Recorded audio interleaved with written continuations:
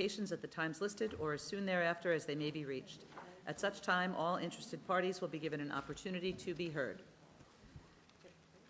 Application number 235-26, Robert and Kristen Villano. Permission to leave pool patio having side yard of 4.9 feet and rear yard of 2.7 feet instead of required 6 feet each. Shed having front yard of 6.6 feet instead of required 20 feet and 11.3 feet behind the front line of the dwelling instead of required 20 feet. 6-foot fence having front yard of 3 feet instead of required 10 feet and rear yard landscaping of 31% instead of required 40%. Residence B District, northwest corner of Pine Avenue and Shelter Road, Ronkonkoma. So your name and address for the record? Sure. Robert Villano, 2860 Pine Avenue, Ronkonkoma, New York, 11779. Are you represented by somebody? I am. She is just not here today. Are you expecting her? I am not, no. I will be representing myself. Is there anything you'd like to present to us before we go? No, all pictures and everything has been submitted beforehand. All right, planning any comments on this? As far as this one goes, they don't actually need a variance for the shed behind the front line of the dwelling in this case, based on the code changes. Beyond that, landscaping it's fine. The fence is at 3 feet, only at the closest section of an angled line. I don't really take much issue with it. It's not that much larger than the exception would allow for. Okay. Any questions from the board? No questions. Does anyone else would like to be heard in this matter? I'll take a motion, please. Make a motion to approve the application. All in favor? Application's granted. Thank you. Appreciate it. Application number 236-26, Catholic Cemeteries of the Roman Catholic Diocese of Rockville Center, Inc. Permission to install ground sign having area of 32 square feet instead of permitted 12 square feet and height of 9 feet instead of permitted 8 feet. Residence AAA District, east side of Wheeler Road, 450 feet south of Long Island Motor Parkway, Central Islip.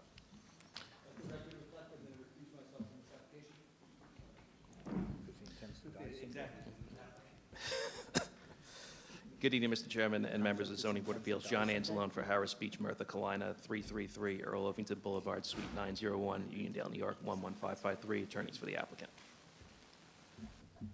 Thank you for the opportunity to make this presentation. I'm here with respect to Catholic Cemeteries of Long Island's application for variances for a new unilluminated ground sign at the entrance of Queen of All Saints Cemetery. With us today in support of the application, we have Richard B., President of Catholic Cemeteries. Richard operates the day-to-day aspects of the 4 cemeteries maintained by the organization. To put this project in context, the property is approximately 35 acres, zoned residence AAA, and developed with a cemetery use since 1982. The cemetery is owned by the diocese for many years before being sold to Catholic Cemeteries in August of last year. In cemetery industry terminology, the cemetery is considered in growth or receiving stage development. Land use is about 20 acres remain available for interments. At this time, I'd like to submit a few approvals by this board for similar signs in the town.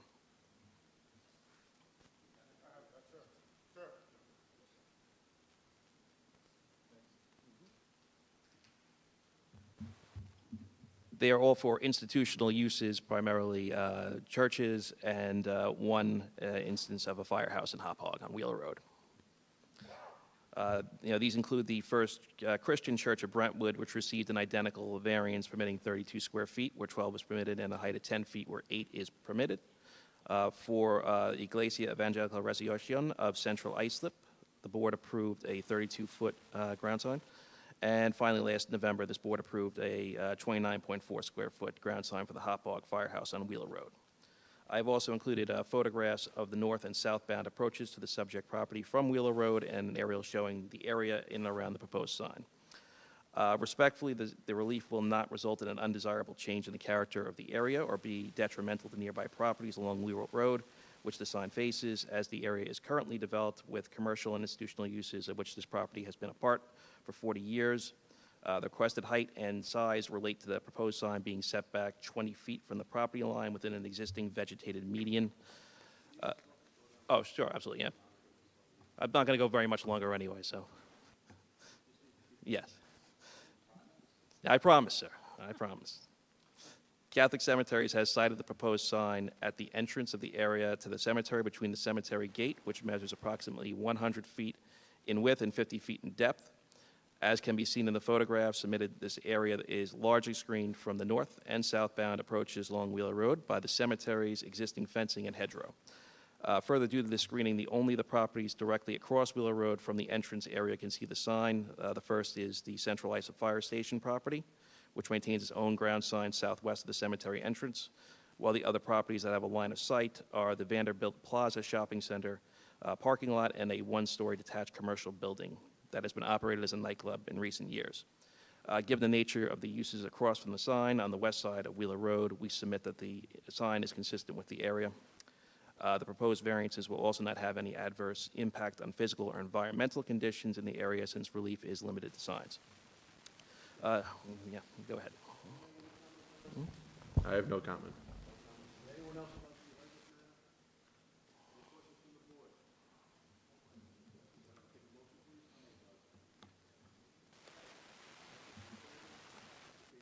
Thank you all. Have a good evening. You want to rest your fingers? I thought he recused because he tends to die sometimes. Yeah, I don't know. Application number 237-26, Central Islip Fire District. Permission to install 2 multi-part facial signs. Sign 1, having area of 49.87 square feet instead of permitted 32 square feet, and height of 17 feet instead of permitted 12 feet. And sign 2, having area of 43.87 square feet instead of permitted 16 square feet, having height of 13.5 feet instead of permitted 12 feet. And to install ground sign with LED message display having area of 38 square feet instead of permitted 12 square feet, having cabinet depth of 24 inches instead of permitted 16 inches. Plan Development District, EC, southwest corner of Eastview Drive and Lowell Avenue, Central Islip. Educational campus. Is there anyone here on this application? Oh, come on, really? We'll get a fire call. We'll adjourn it. We'll put it on. Second call. Second call. Oh, my God.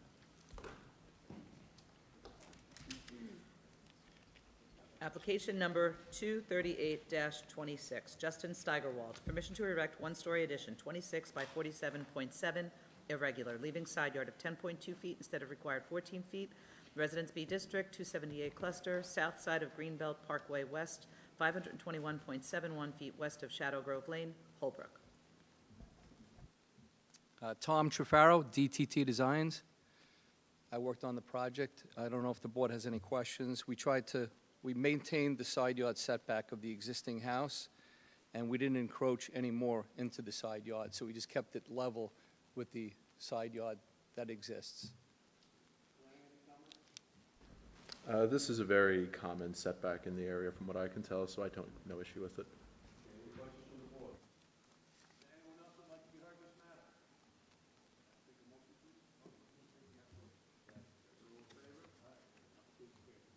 Thank you. Application number 239-26, Michael Natali. Permission to erect one-story addition, 45 by 47 irregular, leaving side yard of 10 feet instead of required 14 feet, and total side yards of 24.7 feet instead of required 28 feet. Residence A District, west side of Maltz Avenue, 225 feet south of Celia Street, West Islip. Good evening, Chairman and members of the board. I'm Michael Dunn. Okay. I'm Michael Dunn, architect at 256 Orinoco Drive, Brightwaters, New York, 11718. So we are proposing additions here for this one-story house. They will stay one-story additions. We're asking for 10-foot side yard setback instead of 14. I have some letters of support from 3 of the neighbors, especially the one side that it is affecting. And I do have some precedents on the block right behind. There is an 8.6 instead of 14. And just from Google Maps, you can see there are a few 10-foot and less. There's 41. Maltz is about 7-foot setback as well. No, they're going to keep some of the central part of the house and add to it. Because it's staying one story, I don't think it's too problematic. A similar application for a second story was denied, but there is some, as he's citing, support for one stories having compromised side yards in the area. So specifically because it's one story, it's probably okay.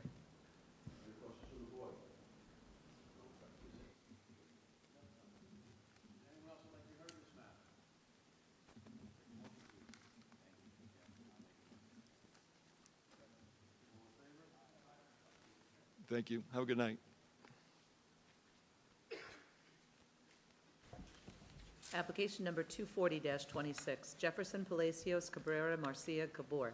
Permission to modify driveway leaving front yard occupancy of 55% instead of permitted 40%, to leave shed having side yard of 1.5 feet and shed having side yard of 1.8 feet instead of required 2 feet each, and masonry area on side property line not having required rear yard of 2.5 feet, having rear yard of 2.5 feet instead of required 4 feet each. Residence B District, west side of Islip Avenue, 125 feet south of Vale Street, Islip.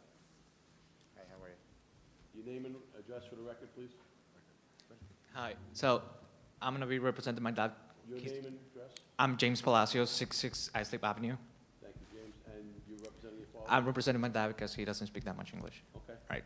I guess we're asking for, to build a driveway, to modify the driveway because there's many of us in the house and the street is very transit. There's a lot of transit in the street and we need like more room to place all of our cars. Hold on, planning, you have any comments on this matter? Islip Avenue is a very busy road, and I think we have in the past given some leniency for busy roads such as this, possibly even this very road itself, from what I can Have recall. we gone up to 55, right? I believe so. And the rest of the matter? No comment. No comment? It's all right. No comment. It's two sheds, it's all right. Huh? Yeah, you okay with It's that? all right. Any other questions from the board? Anyone else would like to be heard in this matter?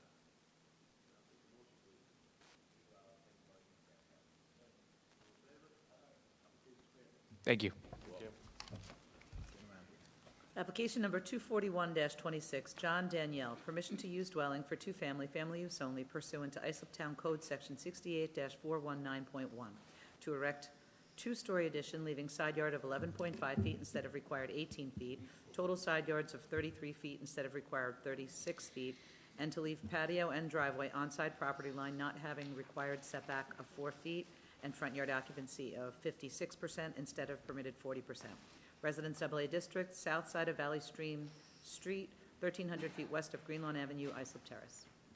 Good evening, Mr. Chairman, members of the board. Roxanne Trella, Dynamic Expediting Services with offices at 231 Islip Avenue, Islip, New York.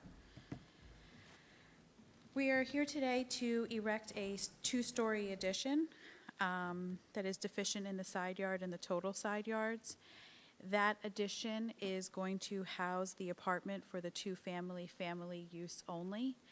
I did speak with planning earlier today, and the question did come up on why it was placed on the side where there is a neighbor instead of the side that has a vacant lot next to it. So I just wanted to clarify to give a little bit of a backstory.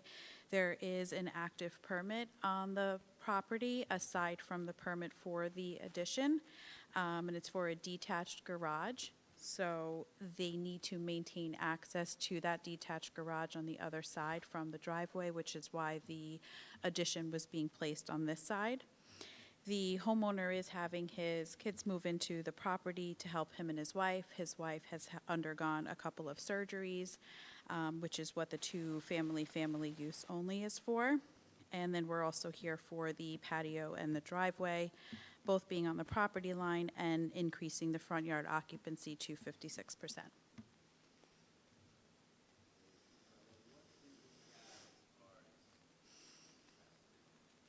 I was only able to locate, I think it was 2 or 3 decisions, around 14 feet and 15.5 feet.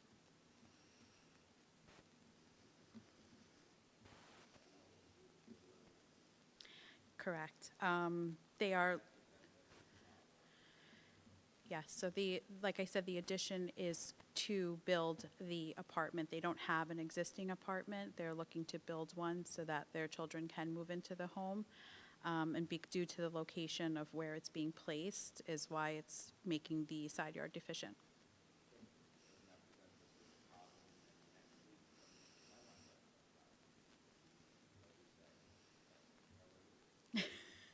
We could make up a rule under my name. That would be nice.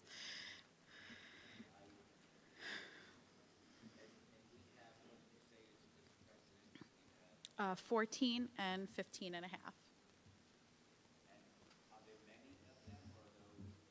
I believe there were 3 in total that we were able to locate, 2 at 14, 1 at 15 and a half.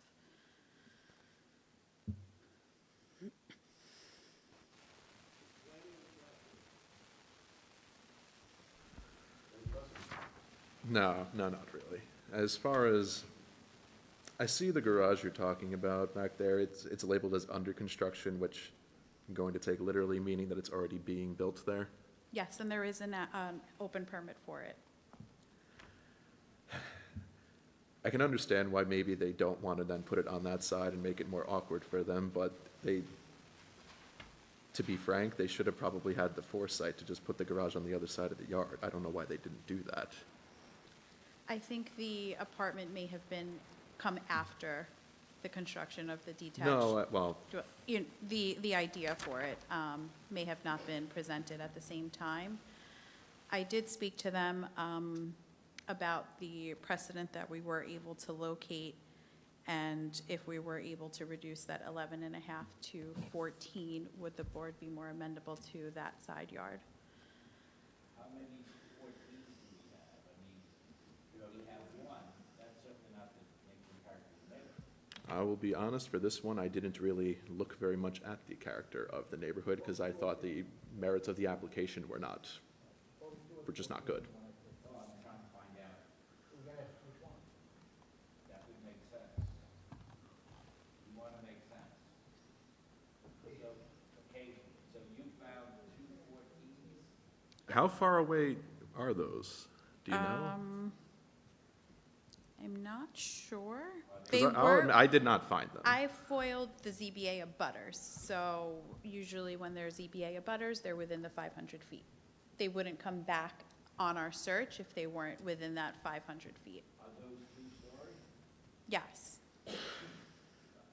I see a single approval at 15.5 for, no, I'm sorry, actually, that's for an above-ground pool even. That's not for a side yard for a dwelling. Make a suggestion, since we don't have any concrete, they have concrete there to start, but we don't. Why don't we reserve decision and we can see what we granted, what's out there? I mean, I feel like I can say rather confidently that there's nothing within 500 feet. There's only 4 ZBA cases in 500 feet that I can see whatsoever. It's not hard to parse it.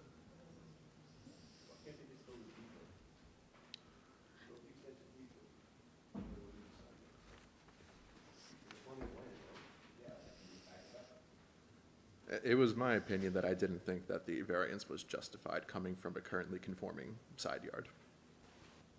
Would 14 or 15 feet instead of the 18 feet that's required be a sufficient change to the application?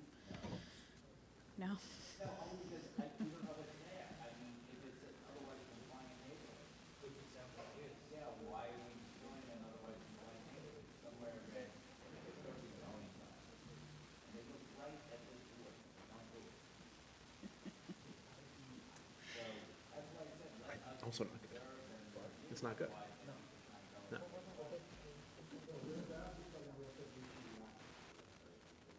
Which, yeah, we just did obviously grant 55% occupancy right before this. That was for Islip Avenue. That's a very specific reason.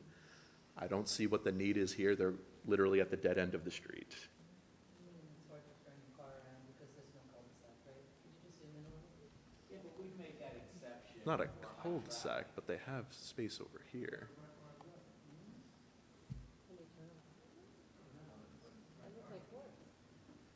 It actually is a road. It's very strange. It goes to like a guardrail. I don't know why it's back there exactly. Maybe for access for the state, but possibly. No, it's not fenced off. I think this is right of way for, what is that? Is anyone else would like to be heard in this matter? I don't remember what that is actually.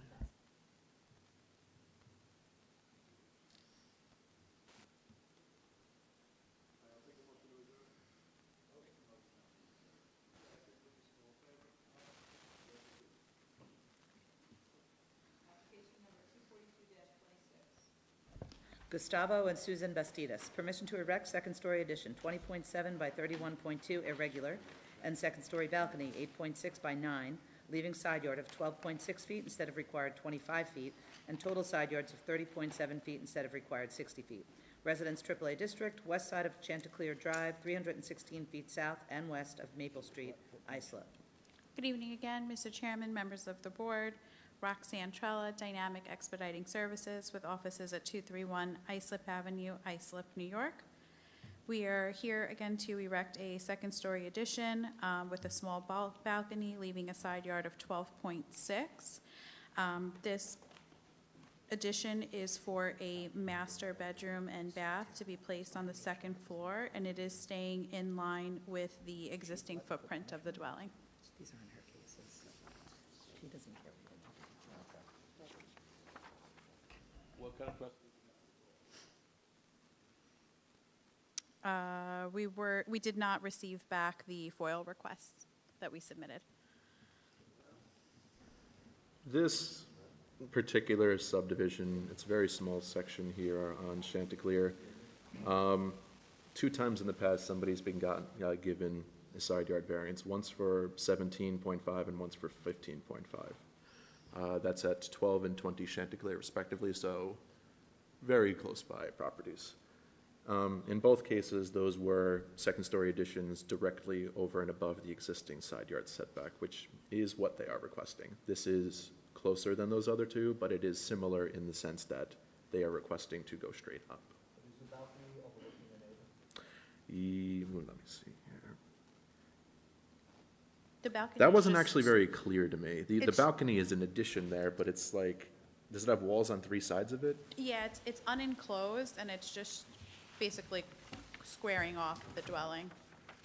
But did they have a view into the side yard? I couldn't tell from the drawing. I didn't see that. I know, I did speak to them about not enclosing that portion of the dwelling and putting a condition to never enclose it, if that would help. Nick, what have you found as precedent, I mean, this is 12.6, but we give it a limit of 25. As I was saying, we've given 15 and a half and 17 and a half. These are very nearby properties. This would be the closest one. Those were going straight up. This is not quite as simple as going straight up with the whole balcony situation, but we have given 15 and a half. And other than the 15 and a half and 17 and a half, what else do we have? I mean, I know this area very well. Realistically, we're not going to get very much else because the way that we would often view this is, this little offshoot, Chanticleer Drive, is its own subdivision and it's zoned differently than most of the surrounding area. So you're not going to get a lot of comparisons outside of this specific area, like this group of 8 to 10 houses. And the prior press, Is that now the new, is that the new number? Are we changing from 25 now to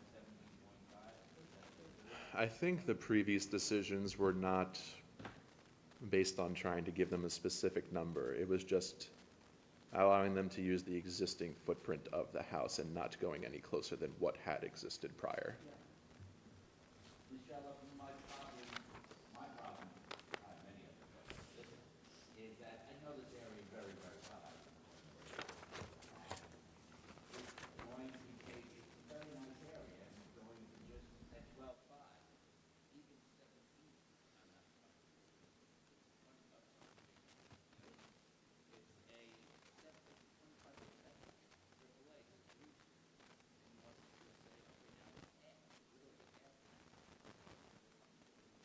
well, I think that this is like Nick said, a smaller subdivision within that area, and we're only looking to go exactly up within the same footprint that was already there.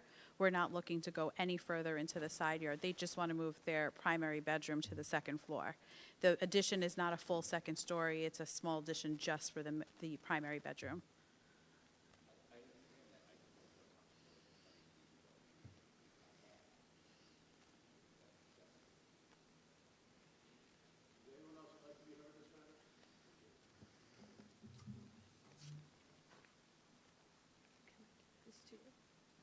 Good evening. My name is Alexis Dushime, and I live at 10 Maple Street in the Doxy Clam, since you are familiar with the area, the historic house that's on the marina. And I live adjacent to 14 Chanticleer. I don't... You are? I'm 10. I'm 10. 10 Maple on the corner there? Yes, that's my house. Is that the original Doxy house? Yeah, it's part of it. Part of it. No, I've only been here about a year. I don't object to homeowners improving their property, but I'm concerned about a 12 and a half feet variance, particularly in sight of recent loss of screening between my pool area and the home. This will impact privacy, noise, and airflow at my house, especially with a balcony. The photos that I have given to you, I apologize. I didn't know how many people were going to be here, so I made 3 copies. I apologize. Thank you. These photos show it's really my front yard on the marina where the pool is. And the recent loss of screening that you see in these photos, that's a direct line of sight into the neighbor's backyard. And where I've circled, you'll see where that structure would go. Thanks. Mm-hmm.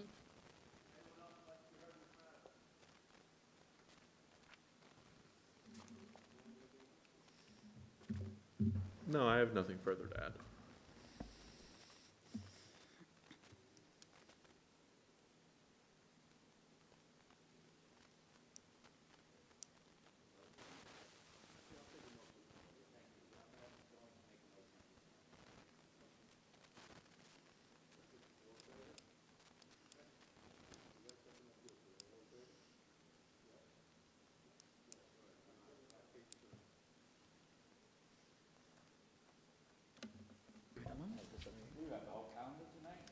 Well, she didn't know.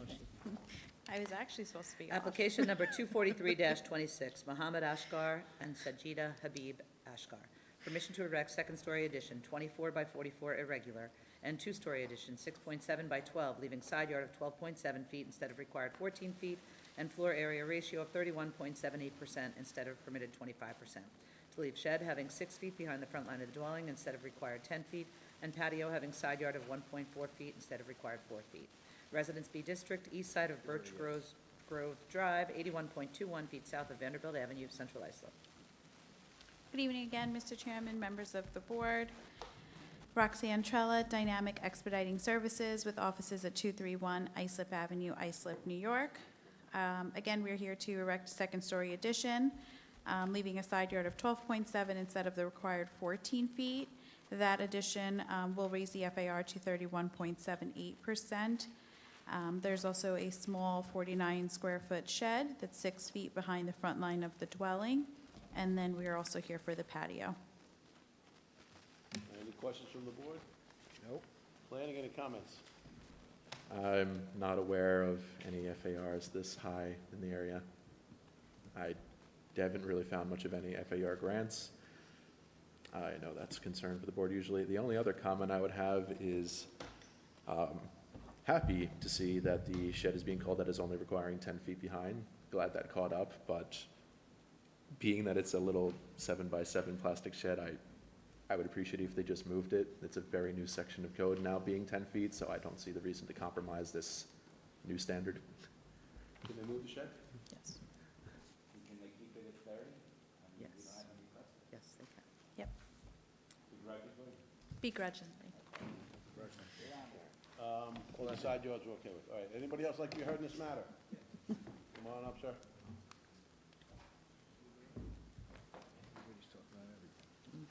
Jesse Gilbert, 112 Applegate Drive. Second, Jesse Gilbert. Oh, you got, I'm sorry, I didn't hear your name and address. Jesse Gilbert, 112 Applegate Drive. Yeah, I'm Okay. A second story on this dwelling will cause all of my privacy in my backyard to be destroyed.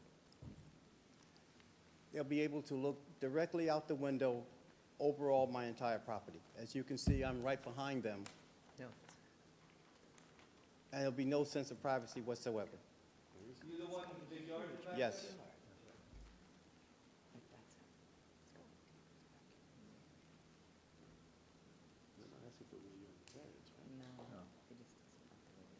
Okay, sir. Yeah. Is that it? Yes, that's it. All right, thank you. We can't stop a second. All right, anybody else like to be heard in this matter? These two centralized. 30%. All right, motion to deny that portion of the application seeking quarter area ratio of 31.78%, instead to grant 30% of AR. And to remove the shed from the call of the meeting, or deny the shed, and then to grant the balance of the application. Second, all in favor? Aye. Thank you. Have a good night.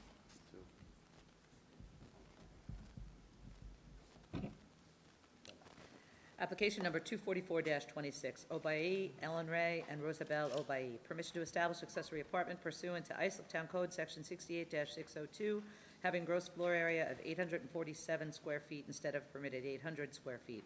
To leave basement entrance, having side yard of 9.7 feet instead of required 14 feet. Shed 10.8 by 12.6 and 22.7 feet high.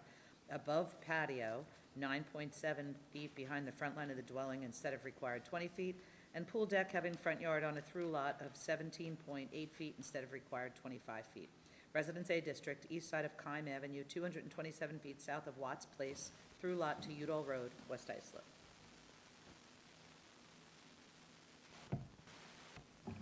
Good evening, Mr. Chairman and members of the board.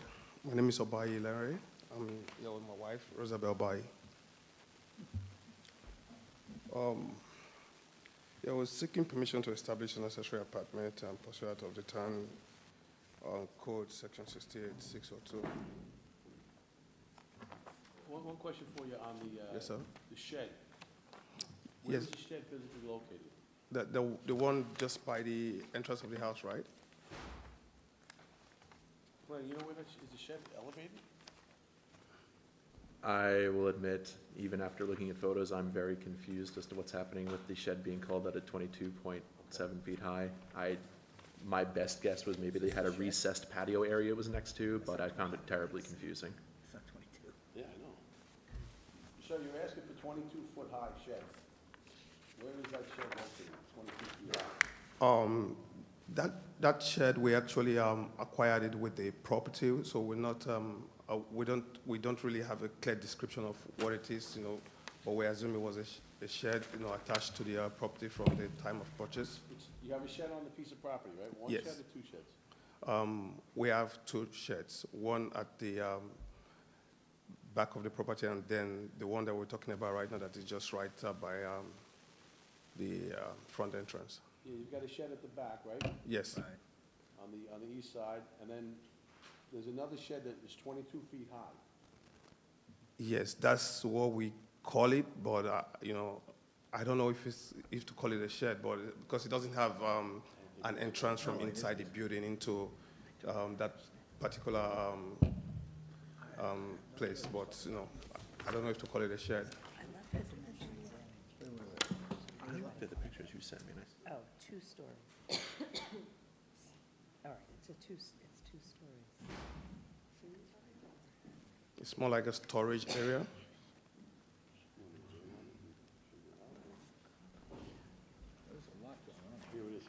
Yeah, that's it. Is this shed 2 stories like it's saying on the survey here, a 2-story frame shed? Yes. It's a 2-story shed? No, it's a 2-story building, but that particular spot is just underneath the it's underneath a part of the building that is not attached to that you don't have a connection from inside the main building into that spot. That's why we call it a shed. What is it used for? Just storage.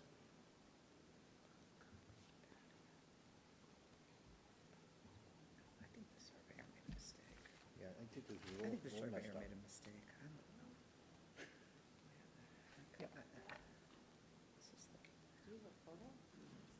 No, we don't have any photos. It doesn't depict the shed, the front shed that he's talking about. It's somehow, I didn't even see it. there's a walkthrough underneath. So on the second story, can you It's a walk temporary into the pot. house? On the second story, like Yeah. down into that spot, or can you just ask that question again? Because I don't Okay, think I I'm so, understand. let me confer with my Yeah. technical person. You.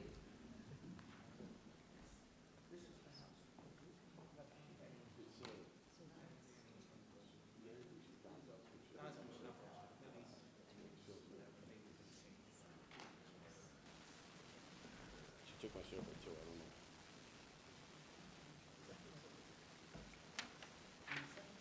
Is there anyone else who'd like to be heard in this matter? Please come up. So the surveyor wrote it.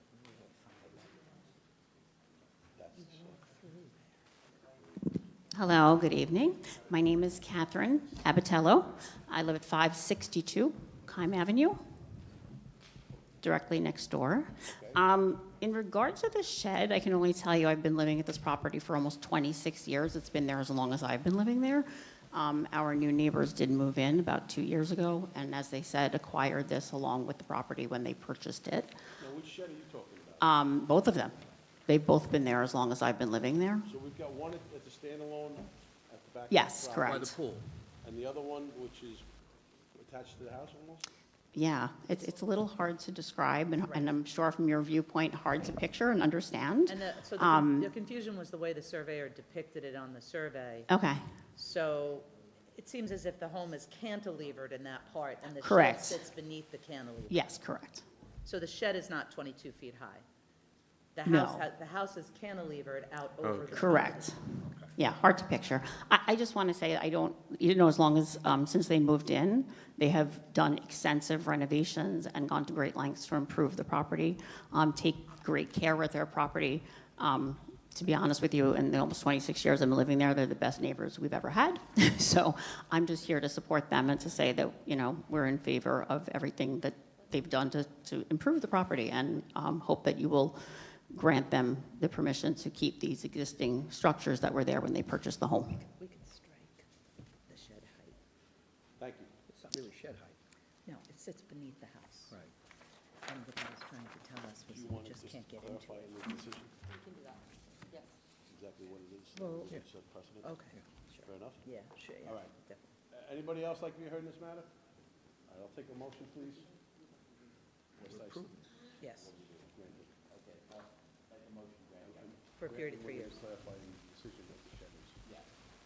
Make a motion to grant the application, and we will most definitively clarify in our decision what the shed is. And for a period of 3 years on the And accessory. for a period of 3 years. No more. Can I get a second? Second. All in favor? Application's granted, 3 years for the accessory apartment. Thank you. Thank you. Thank goodness, thank goodness. I just didn't know what he was talking about. It wasn't his fault. No, it's just unusual. So the way, Yeah, it's- the way-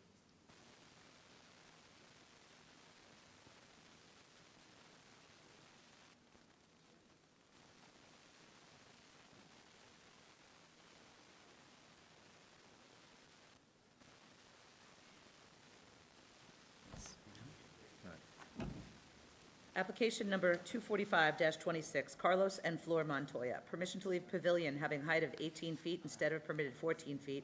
Above-ground pool having side yard of 7.6 feet and pool deck having side yard of 3 feet instead of required 14 feet each. Residence A District, south side of Pear Street, 600 feet west of Islip Avenue, Brentwood.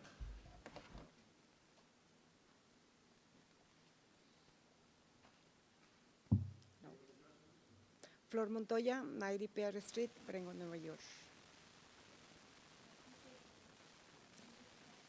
Flor Montoya, 90 Pear Street, Brentwood, New York, 11717.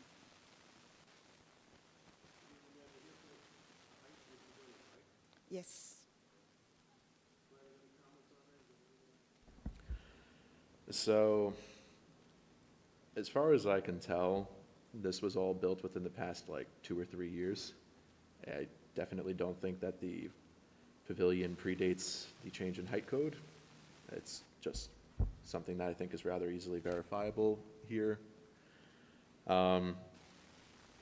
Similarly, the pool deck was also constructed very recently, and I don't have anything to support that. The above-ground pool itself, board has in the past granted side yards of 8 feet, so that might be salvageable, but the pavilion and the deck, I don't see the justification for it, and best as I can tell, it was very recent construction.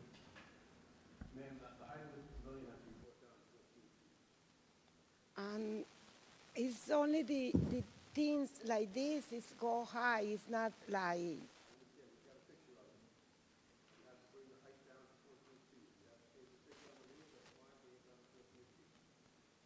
It's not any other ways because it's. And how long I can have for do that?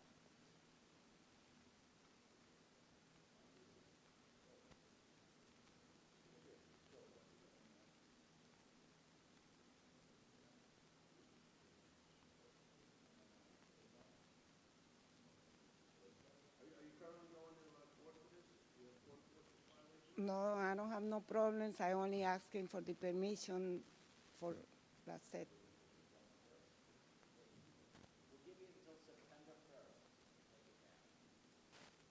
September 1st? Okay.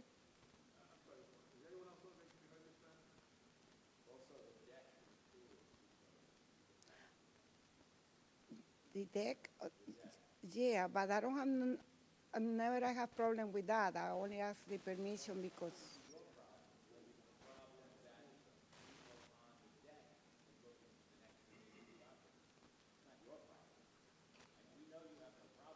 Yeah, but it's a backyard near to the that. It's not like. I know, but like I say, the neighborhood kids coming in the pool and having fun. It's not like they complain. Huh?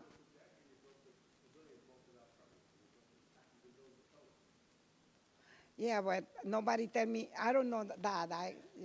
Yeah, I know.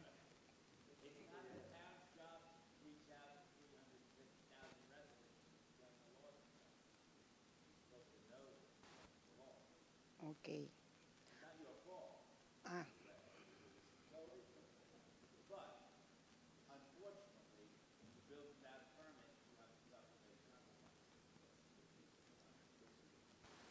Now,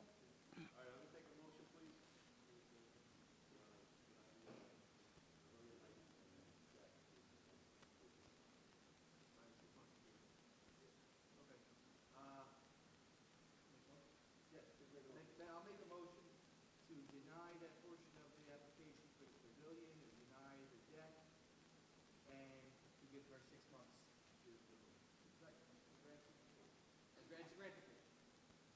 okay.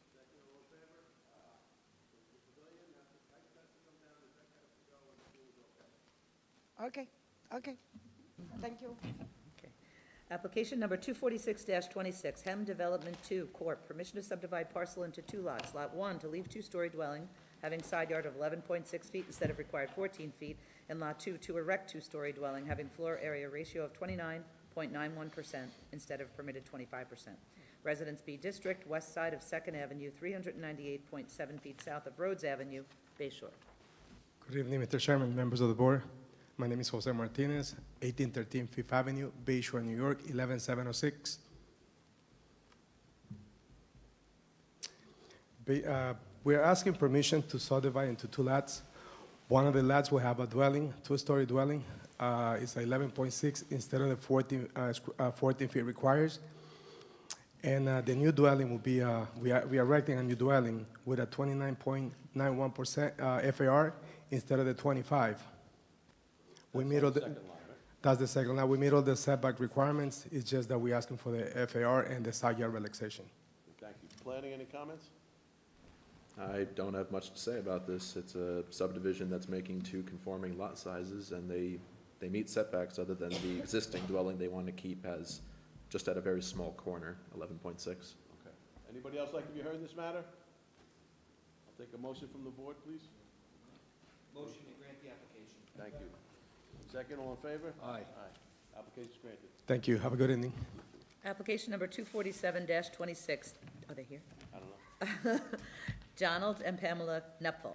Permission to erect two-story addition, 7.7 by 12.2, and second-story addition, 35.3 by 28.2, irregular, leaving side yard of 9.62 feet instead of required 14 feet, and total side yards of 26.2 feet instead of required 28 feet.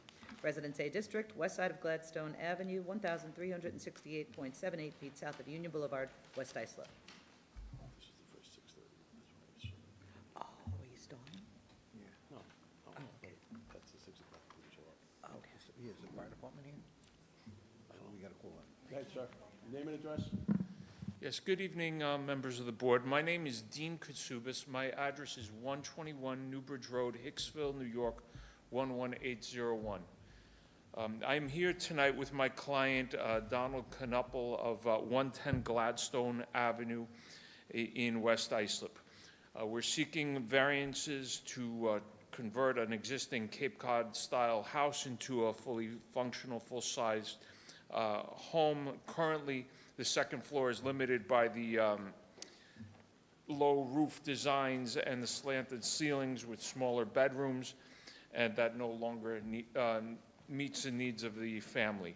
Our proposal includes lifting the second floor roof line to create a full-height second floor featuring a master bedroom suite and 2 additional bedrooms and a smaller hallway bath on the second floor.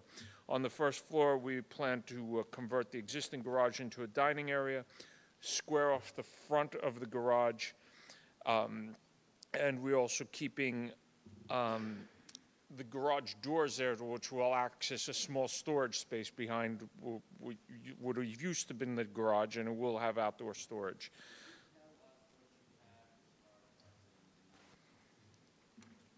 Yes, I have several houses that I will submit as precedents.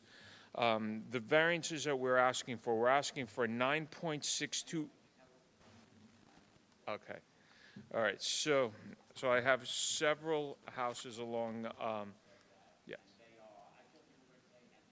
Oh, well. All right. Okay. So I have 44 Gladstone Avenue. Had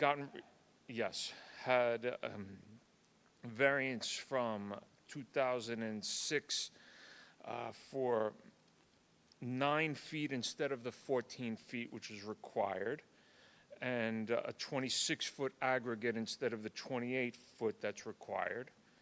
And so we're just above that. We're asking for 9.62 and an aggregate of 26.2.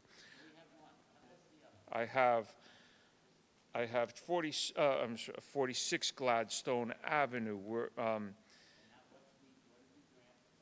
Okay, so it was a 10.1 side yard where the requirement was also 14, and 26.1 instead of 28. We have 46 Gladstone. Oh, I'm sorry, I said 46 already. We have 80 Gladstone Avenue with a side yard of 10.2 instead of the 14 feet.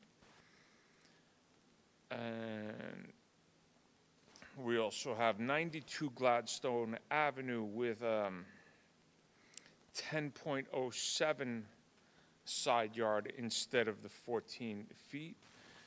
We have 98 Gladstone Avenue with 11.5 feet side yard. And we have 160 Gladstone Avenue with a 12.8 side yard. To help Mr. Katsumis a bit here, I do think actually there is good evidence that this side yard is not keeping out of nature and character. I think it is within character of the neighborhood. All right. I just want to also emphasize that we're not encroaching any further into the side yards than the house already does today. We are building straight up, following the existing footprint of the home. These setbacks are pre-existing conditions based on the original placement of the home on the lot. Got-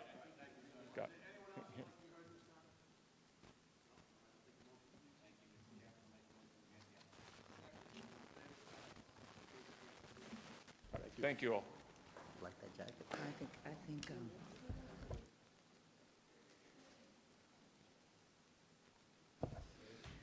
Application number 248-26, Stephen and Kelly Jones, permission to erect one-story addition, 5 by 9, leaving front yard of 34.8 feet, and portico, 3.3 by 9, leaving front yard of 31.5 feet, instead of required 40 feet each. Second-story addition, leaving front yard of 39.8 feet instead of required 40 feet, and side yard of 13.8 feet instead of required 18 feet. To leave above-ground pool having side yard of 11 feet, and pool deck having side yard of 14.4 feet instead of required 18 feet each, and shed having side yard of 1.1 feet instead of required 2 feet. Residence AA District, north side of Gerhardy Court, 130.12 feet west of 3rd Avenue, East Islip. Good evening, Mr. Chairman, members of the board. Thomas Bloor, the architect for the project, 60 Carlton Avenue, Suite 202, Islip Terrace, New York, 11752. So yes, the intent of this application is to construct a small one-story front addition, a portico, a second-story addition, and leave an existing above-ground pool, pool deck, and shed. We're requesting the front yard setback of 34.8 to just a new one-story addition, as well as a front yard setback of 31.5 to an open-to-the-air portico instead of the required 40 for each. The one-story addition is only about 45 square feet, and the portico, like I said, is completely open to the air. A permitted encroachment on that portico would be 34 feet. We're also requesting the front yard setback of 39.8 instead of the required 40, as the new second-story addition is directly in line with the main home. As far as the side yards, we're requesting a side yard setback of 13.8 to this new second story. Again, that's directly in line with the existing home instead of the required 18 feet. Lastly, requesting to leave an existing above-ground pool having the side yard of 11 feet instead of the required 18, an existing pool deck, side yard of 14.4 instead of the required 18, and an existing shed, side yard of 1.1 instead.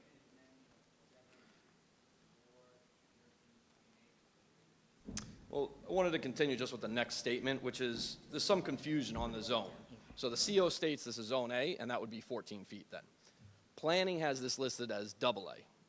Spoke with Nick. We're both confused on why a CO states this is Zone A. So think about that as 13.8 instead of 14. I did find the answer to this. So then Nick can probably AA. It does have it as AA. It's a cluster subdivision, so it should have read AA 278. I think at the time it was 281, but the point being is that it's listed as AA, but it says in the major subdivision file from the planning board that it should be held to A standards. That's the typical lot so layout. all those- So realistically, all these setbacks should be 14 feet. Yeah, oh, it should be 13.8 instead of 14.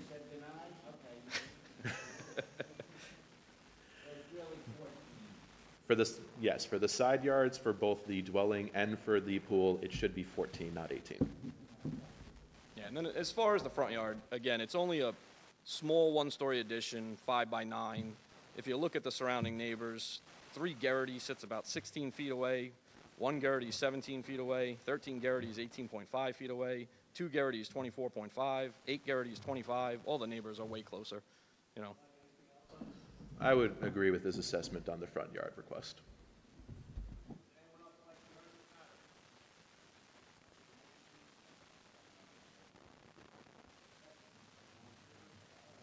Thank you.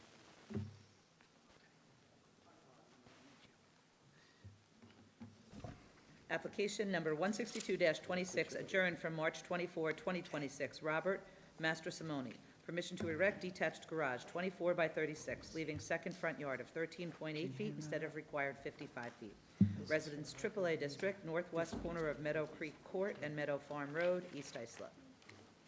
Yes, good evening, Mr. Chairman, members of the board. For the applicant, Steve Bertolino, 130 West Main Street, East Islip, New York. Before we begin, I'd like to ask the chairman and Madam Secretary if we could amend the call of the meeting, because we've consulted with the homeowner and the architect earlier today, and I advised them that this application might be a little tough to get approved. So we're able to spin the garage a little bit, and if the board would be so inclined to amend the application from 13.8 feet to 27 feet. So that would be a 50% increase in space between the property line and the road. Before Mr. Wexler asks, I have zero precedent in this area. The only thing I did find in this area, coming down Suffolk Lane, if you're familiar with it, the old Hewlett School has a, you know, it was, I guess they called it the gatehouse or the guardhouse. There. Probably built in 1903. We just did their approval, took them 3 tries. Well, I'm only here for one try so far. Why is it a 55-foot setback? Well, it's a second front yard, Mr. Wexler. So what happens if you look at the survey on this parcel, it is quite a strange-looking piece. The house is situated on the corner, but the house is also at an angle. The only place we could really put this garage on this lot is in the location that we've proposed. As I just stated, I personally didn't think it was a good application at 13.8 feet. I'm sure the board would feel the same way. But if we spin the garage around and make the depth go back. Mr. Bertolino, how are you spinning it? So the garage measures 24 by 36, so we'll actually take the 36-foot width that was going to be facing the front yard and just pivot it so that we're 24. We'll also slide it a little bit to the west, and that'll put us further off the second front yard. That puts you 27 off of the side. Yeah, 27 off of the second front. On the left side, which would be the only possible thought you could say that the garage could go, there are all underground utilities. I handed up some photographs. You can see there's a very large tree. There's also the pickleball court. I know that's not necessarily the board's concern, but we would also require a second curb cut on the property. I understand that there is some flooding issues at this corner down on Suffolk and Meadow Creek. That being said, if we were to put the garage further to the north on the property, we would also potentially need a second curb cut coming off of Meadow Farm Road. So utilizing the existing curb cut that we have on Meadow Creek Court, coming straight up the driveway that's already existing, this is the least intrusive place to put it. I also handed up to the board consents, or if you will, approval from all of the neighbors that are affected by this. Nobody has a problem with it in the immediate area. I don't know if anybody's in the audience that would oppose it. But as far as nature and character of the area, I think we will maintain the nature and character. We're not changing much as far as the aesthetics of it. As far as the environmental impact, I believe this is the best place for it, so we're not disturbing what's already a problematic area for drainage. I think the benefits to the applicant far outweigh any detriment to the community. If the board has any comments or questions, I'm certainly here to answer them, and so is Mr. Bloor, the architect. Planning, any comments? So certainly a bit of a better application now than it was originally. It's 27. It's definitely better. I would struggle to say that it is good. 50% relaxation is still a substantial request numerically. I think the biggest challenge they have here is that, while I can understand they want to locate the garage near their existing driveway, would be the obvious and logical place to put it. It's hard to say they don't have feasible alternatives here. They could just set it back further into the property. They could make some changes. Those changes are almost certainly not what they want to be doing. It may require them to reshuffle some other things. So I get why that wouldn't be their first choice. He mentioned the pickleball court. Yeah, that would be in the way on that side. I do think it's difficult because it's hard to still say that it isn't substantial. And respectfully, I don't think that they necessarily, detached garage is not something that every house even necessarily needs. They have a lot of space to put cars existing. It's something they want. And certainly, I'm not going to begrudge them for wanting a detached garage. That's a nice thing to have, but it is difficult to justify, in my opinion. Well, Mr. Chairman, to counter the planning department's comments, I think every applicant that stands before the board is here for something they want. I don't think that you can fault any applicant for standing here and saying, hey, I want that. I think the question becomes, is what they want being presented in the least intrusive manner to the community, and taking into consideration the 5 tests. It's not just a pickleball court on the left side of the house. All of the underground utilities, gas, electric, the pool, the air conditioning equipment is all over there. It would be a huge burden to the homeowner if they had to do it over there. Admittedly, I would agree with the planning representative's comments. You know, Nick had pointed out there are other alternatives. I believe the only other possible alternative would be moving this all the way to the north, which is then going to put it, you know, in the backyard. It would most likely require an application for a second curb cut off of Meadow Farm Road, which we're trying to avoid because the applicant and the neighbors know of the flooding in that area. And, you know, if we open that up and water starts coming one way or the other, it could be problematic. We're assuming that this is going to be the best place that could be utilized by the homeowner. Does anyone else would like to be heard in this matter?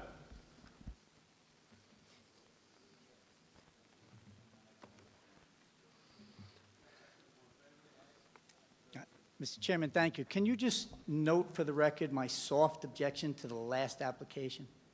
The applicant knows why. To which one? The last, the last one I can't stick around to, No, you're welcome to stay here. as long as we feel the same way, I'm good. You're welcome to stay.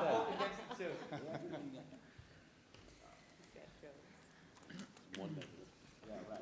One against you so far. Just keep the tally up, it's gonna go bad all night. Application number 163-26, adjourned from March 24, 2026. Scott Coletti, permission to leave detached garage 20.3 by 20.3, having side yard of 3.5 feet instead of required 4 feet and height of 15.52 feet instead of permitted 14 feet. Shed having side yard of 0.3 feet instead of required 2 feet. Air conditioning unit having front yard of 51.4 feet instead of required 55 feet, and to leave 2 front doors for use by one family pursuant to Islip Town Code Section 68-3, definitions of family.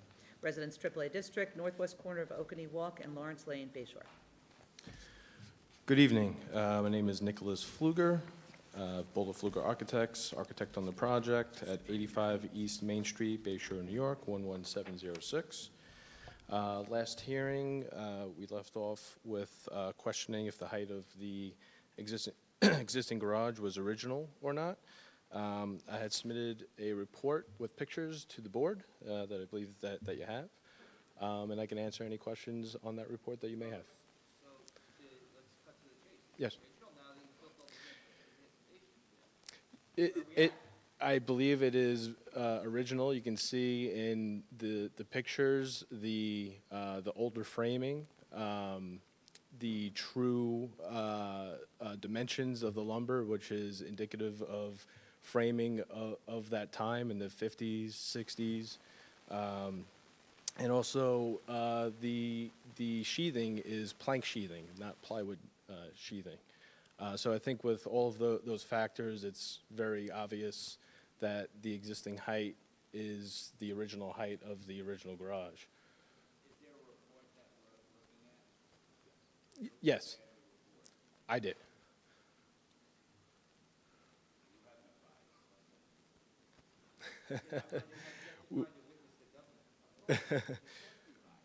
We did actually check with the Historic Society and the Okanee Society to see if they had any records, but unfortunately they did not have any records that were of any use. So yeah, I think we exhausted, you know, any avenues to let us know other than looking at the structure itself that it is indeed original.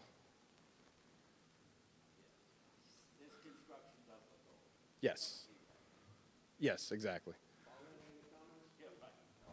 I would tend to agree with them. In this case, they only actually need to be predating around 2003, I believe it is. I think it's very likely that the structure was at least at this height prior to 2003, if not original to the garage.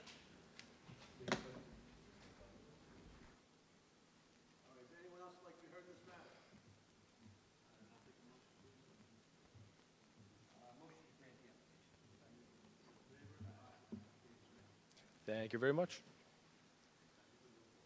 You're welcome.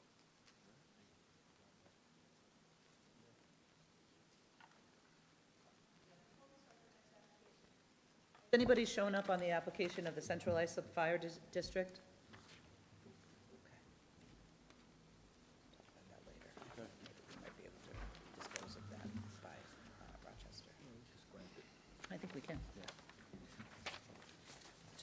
interpretation, basically. Application number 164-26, adjourned from March 24, 2026. Mark and Valerie Basile, permission to erect deck having side yard of 6 feet and rear yard of 10 feet instead of required 15 feet each, leaving floor area ratio of 33.56% instead of permitted 30%. Outdoor shower having rear yard of 10 feet instead of required 15 feet.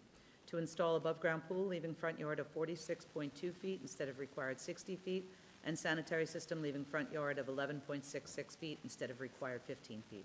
Residence BAA District, southwest corner of Bayview Walk and Duneway Avenue, Seaview.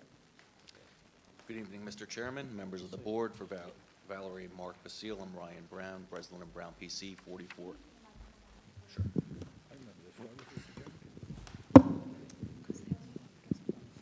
Better?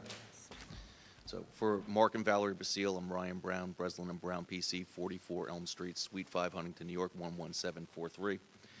We're here tonight seeking relief for a deck for FAR and for an above-ground pool in the front yard. As stated earlier, this was previously before the board March 24th, where they were seeking more substantial relief than what we're requesting tonight. The plan has been modified to eliminate the request for a side yard setback of 6 feet where 15 feet is required, and as well as an elimination of any relief for the outdoor shower that was requesting a 10-yard setback where 15 feet was required.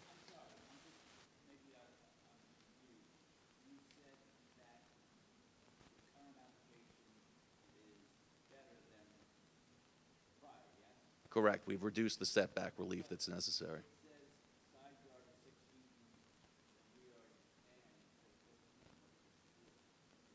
That's what the prior application was. Those are what was eliminated with request for relief. We're no longer requesting that relief.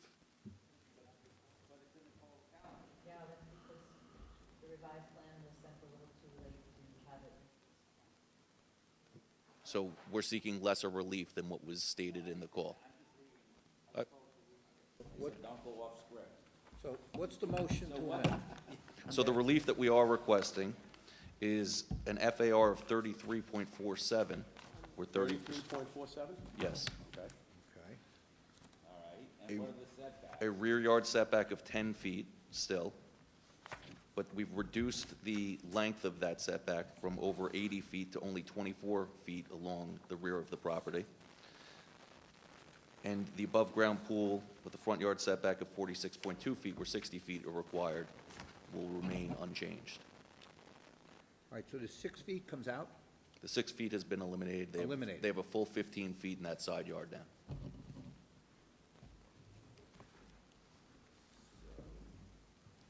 So we're going to amend the call? Yeah, I'm just trying to figure Yeah, out what me we're too, gonna we're all amend. trying to. Right, so That's what happens when you do late night amendments, we're trying to. So what we're amending is the 6, we're taking out the 6 feet, and then we're amending the floor area ratio to what, 33.47? 0.47. All right, so I'm gonna make a motion that we amend the call of the meeting to strike permission to erect deck having side yard of 6 feet, and also leaving floor area ratio of 33.47 instead of 33.56. Can I get a second? Second. All in favor? Aye. All right, so the call's been amended. So can we go over where I'm looking at the survey and I can't figure it out. Nick, can you figure it out? Maybe you could pass something down? He's having a little trouble because just tonight at about 5:30 PM, a new zoning denial was sent to the architect and planning department and myself. So I was turning off my computer to come here. I've only been and- involved in the project since Friday afternoon I don't really myself. want to do this on the fly. Does anybody Well, feel just, Nick's going to be prepared, and I just handed him the new denial. What's in the new denial? Yeah. What's we're trying to figure out. It's substantially the same. Why are we even considering Yeah, hearing why- this? yeah. If there's a new denial this afternoon. Can I make a suggestion? We have 50, 60 people sitting here, we have other applications. Not your fault, I get it, you're relying on, but somebody comes in at 5:15 and says, boom, here you go, you figure it out, and we're gonna spend an hour and a half. Do you guys wanna sit here for an hour and a half? Hold on, is there anyone else here in this application? Okay. Yeah, I mean, it's not gonna be helpful. You've got, for you to Mr. answer. Brown, you've got something else? So can you clarify what there was something else submitted on the? Are you here on this application, sir? Yes, I'm. It's the project manager with the architect and the owner. You want to come up and put your name and address on the record? Hold on, they're for the applicant. Oh, they're for the applicant? Yeah. Let's, Yes, let's, yes, yes. I'm going to suggest, Mr. Chairman, we adjourn this. We can't. We're really very close. Yeah, give it a minute. It's fine. They submitted to us last Wednesday, and it was suggested that they be sure that the building department agrees with The measurements? what Mr. Brown is reading right now. The building department we wanted them to try to agree with it. It was sent tonight at 5:30 PM. So it appears that it's the May I same. ask, does that letter of denial match what? Almost, but not quite. Okay. You asked for us to amend it to 33.47, he says it's 33.48, so Okay. that's fine. To the best that I can tell, this is very similar to what we were going to be discussing anyway, just asking for some clarifications about whether the pergola is attached or detached, which isn't even really part of the, It is a detached pergola. I figure. It's fine, just don't worry about it, it's not in the call. But personally, I think we could go forward with this, because I think this is what you were going to be discussing anyway, it just happened to come down today. Did you allow him to view it? Oh, oh. Sorry? Well, the project manager said. He has it? The architect did. Right. Yeah. What are we fighting about, the pool here? No, we were fighting about the deck at the last Yeah, hearing. but the deck has just been basically. Yeah, as far as I can That's tell, what we're based trying to on figure this, out. nothing in here was not going to be addressed already, We're gonna save it, we're not. What's like it? 10 on, other than a incredibly minor discrepancy in the FAR of .01. About the length of it, so, yeah, he says now it's only 24 feet, right? in length. I think that's what he said. Okay, I'm missing that because I'm trying to understand. Well, why don't we this. ask him? What is the length of the deck? The length of the deck that will be at 10 feet off of the property line is approximately 24 feet, Okay, Good ears, then. yeah. reduced from over 80 It's feet fine. on the prior application. All right, so we're going forward? Yeah. Planning any comments on the new denial? So, let me actually just bring up the plan, because I'm not sure if everybody has the most recent plan with them. No. Okay. Yes, that's the most recent plan. Certainly hope so. So, the main opposition I had last time this came was regarding the rear setback on the deck. The side yard had already been addressed by then, so it was at the time the rear yard setback of the deck. Technically, they are still requesting a 10-foot side yard in the rear yard. That has not changed. What has changed is the overall layout. Now, it's important to clarify here, there are several, and I do mean like at least half a dozen, grants of 10-foot rear yard in the area that was cited last time. My objection was more the nature of this deck as compared to those. Those were all relatively modest areas, about 20 square feet or so were at 10 feet, whereas this one was a continuous length of close to 100 feet, including an outdoor kitchen area, pergola, lounge area, etc.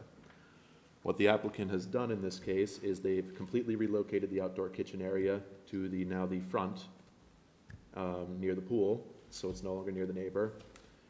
In several sections of it, as you can see, for instance, right here, the lounge area here is keeping 15. The main concern being at the time, areas where people are very likely to congregate should be set further back. So the only section that's still at 10 is this area by the hot tub here, still juts out a bit more and holds the 10 feet. It's about 24 foot in length area at 10 feet. The rest of it now conforms. So although the meeting in that sense has not necessarily changed, the impact of that variance request has changed. Nick, is this in keeping what we have allowed in Byron, especially Seaview? In a sense, yes. Again, there's been a lot of grants of a rear yard of 10 feet in the area, and I did not deny that the last time when they brought that up. It was, again, the general scope of the deck that was much different. And that's been This would be more keeping in line with what other people have gotten.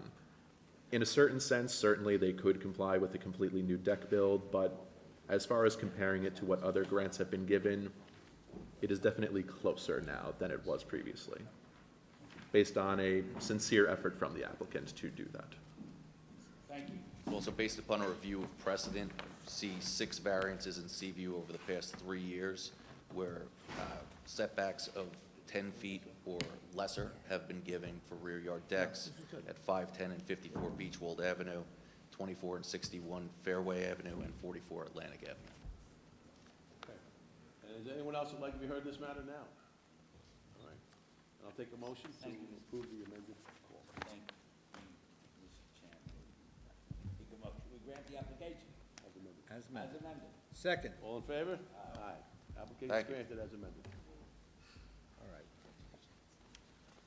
Let's get this going.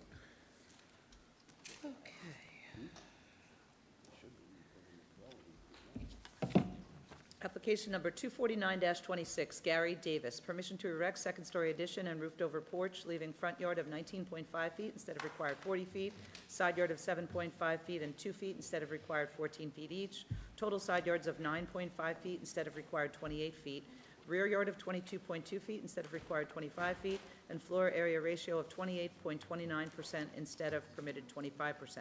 And to erect detached garage 12 by 20 located forward of the front line of the dwelling instead of required 20 feet behind the front line, and having side yard of 2 feet instead of required 4 feet. Residence A District, west side of Lakeside Drive, 240.83 feet north of Russell Road, Oakdale. Good evening, ladies and gentlemen. Good evening, Chairman, Vice Chair McCabe, and members of the board. My name is Gary Davis. I live at 128 Lakeside Drive. We're a family of 3. My parents, also lifetime Oakdale residents, are aging, and we would like to have them come live with us as they need more medical care. Our proposed home design would provide a first-floor suite for them, which we plan to build to accommodate wheelchair accessibility. My mom is 84, my dad's 87.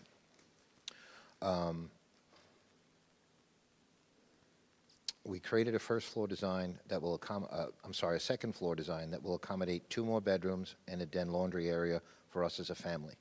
We would have liked an additional bathroom up there for my daughter, but the space and ceiling height were limited, and to remain respectful of the floor area ratio, we did not. As of which, we are requesting 28.29% floor area ratio. We are currently a 3-bedroom. We plan to remain a 3-bedroom, and we are proposing an additional primary bath on the second floor. 2 baths now, 3 baths proposed. My home is situated off-center on a very tiny lot. However, we are a predominant house as you come into the Lakeside Drive waterfront community. Lots there are generally 10,000 square feet, where mine is short of 6,200 square feet. We would like to improve the house to meet today's design and look standards. We feel the house is a very plain rectangular-looking box and would like to update that. I'm aware if we could just buy a new house, but for my family, that's not a possibility. We would like to make an improvement to the community and remain where I am.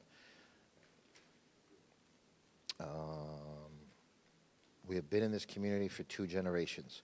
Please grant the side yard and front yard setback variance requests for our proposed home. We are only adding 145 square feet to the first floor. The rear yard is not changing. We are also asking for an additional front yard setback variance relief to allow our front porch, which will never be enclosed, and allow us to enjoy the water view as a family. Our home is aligned parallel with the street, required a 19-foot-6 front yard setback variance to build. The additional 6 feet we're asking for may seem like a lot. However, it seems it would add so much to our lives to enjoy that outdoor space. This front porch will also allow my parents to enjoy a secure walking surface that they can access without assistance. Certainly.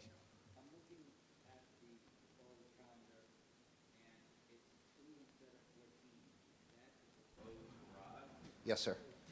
It should not be called out at that section. It's 2 instead of 4 later down for the detached garage, but the dwelling itself is not at 2. So I would say that is incorrect. Oh, it's 2 instead of 4. For the detached garage, yes, and that's, So take on this, on the actual structure, side yards of 7.5? yeah, so it would be 7.5, and the other side would be conforming for the dwelling itself. Nick, what do we have as far as precedent and character? We do not, if I'm being honest. Almost always. Yeah, what do we have as nature and character that we can review? As far as previous board grants, there is nothing. I believe the strongest argument and the one the applicant would like to make is just how difficult their property is, certainly. They have a undersized lot that was developed with permission from the Board of Appeals in the past, being that it was determined to be single and separate at the time in 1973. So the existence of the house has been previously supported and approved by the board. I don't know. All right, I'll just continue. So, but you know, the board granted it 50 years ago. And Yes. that was a prior grant, and we have an otherwise conforming neighborhood.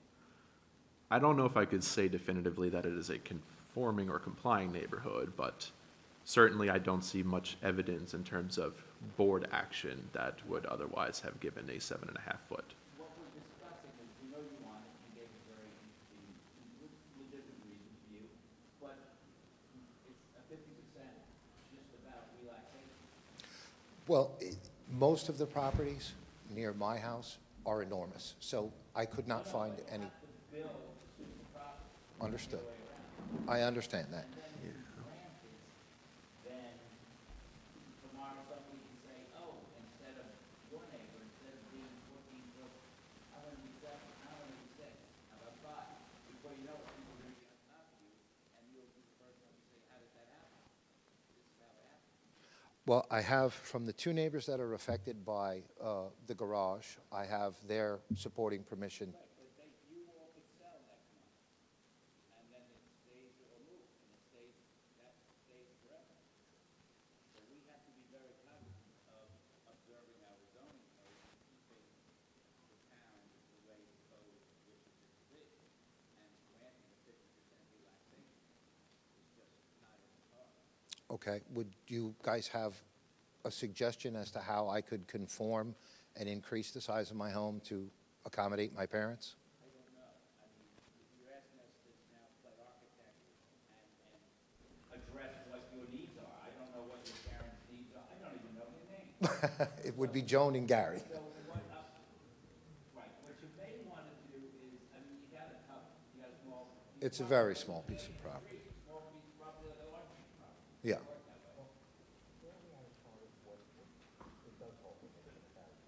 One thing I just want to clarify. Yes. Call the meeting should be side yards of 7.5 feet instead of 5 foot. Correct. Side yard of what? I'm sorry? Total side yards of what? I guess it would be 7.5 plus 14 and so 21 and 21 and 3/4, pretty much. 29.9, yeah, 21 feet 9 inches. 21 feet 9 inches total side yard. 21 feet, 9 inches instead of 28. Correct. I'm going to make a motion that we amend the call of the meeting. We side yards of 7.5 feet, instead of required 14 feet. Total side yards of 21 feet, 9 inches instead of required 20 feet. All in favor? So we have a problem. Okay. I just don't, maybe it's so old that you may want to consult an architect or design professional. I have a design professional here with me tonight. If you're going to get up and say 7.5, not going to help you. Okay. It's a 50% So- relaxation. Okay, so it would be the 7.5 for the additional room on the 145 square feet on the right side of the home, correct? Yes, that's problematic. Okay, but the garage is not problematic? Garage is 2 feet instead of 4, right? Yeah, that's not a good thing. Well, the side yard's 2 feet instead of 4. Technically, it's also forward of the dwelling where it's supposed to be behind it. Yeah. What do we have, any precedent on them? We wouldn't. It's a very uncommon thing. It's supposed to hold 20 feet behind, and this is forward. Now, in this case, I definitely understand that, as opposed to when I was speaking on the last detached garage, like we said, they might have reasonable alternatives. I don't know where else they actually could put a garage on this property. I don't think they can. They don't have enough space on the sides to make an attached garage, and they can't put it behind the house and probably get reasonable access past their house because of the size of the lot. Whether that justifies the request is up to the board, but for what it's worth, I think it would be a question of either they put a detached garage forward to the house or they just don't have one. Because I don't see a reasonable alternative that they could go for. Yeah, you have very small piece of property, I know. and you're asking us to grant things that we just can't grant. If I were to attach that garage to the house, No, then it's attached, then it's gotta be what, 14 by 16. Well, if attached it, then you would have a non-conforming side yard setback would be your problem. Well, you would have two problems, actually. I You would would be then slightly have, above the however FAR close it as is to well. that side yard, but also it would increase your FAR. yeah. My And then it FAR might would be go over to about 30%. 31%. Yeah. So, Would that be acceptable to the town?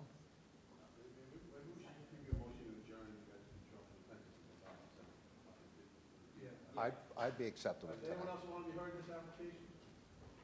All right, take a motion to adjourn. Excuse me. I'm sorry, I apologize.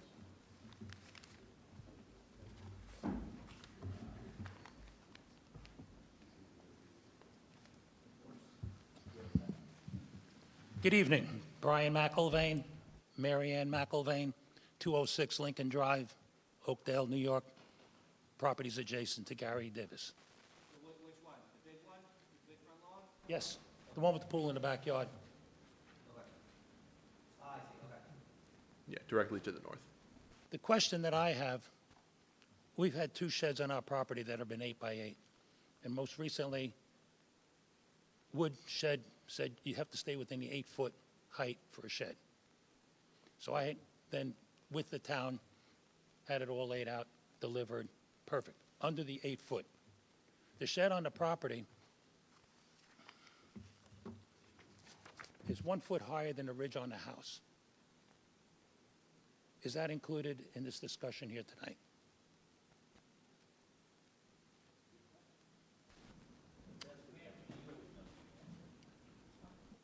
The other question I have is this. On April 12th, I went in the backyard with my two sons' dogs and my dog, and I smelled fuel oil. And I took pictures. On Monday morning, I called 911.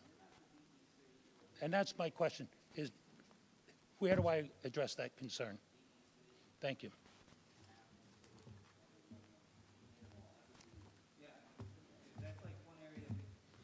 Understood, and that's where I took pictures, and I,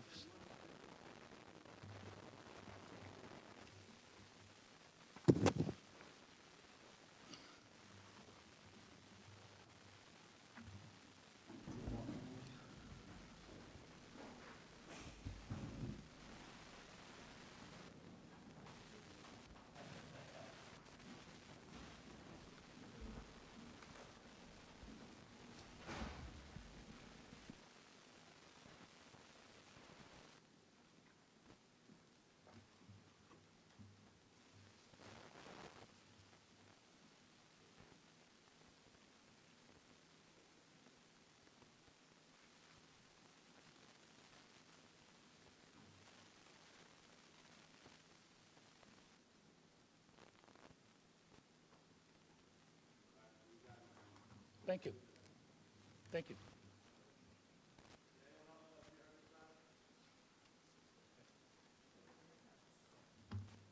May I have a copy of what was submitted for my record?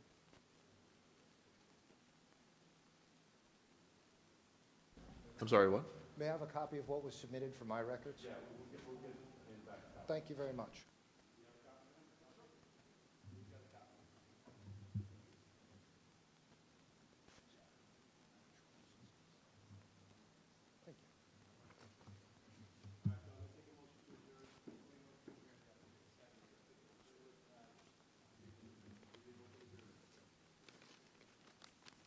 Thank you very much.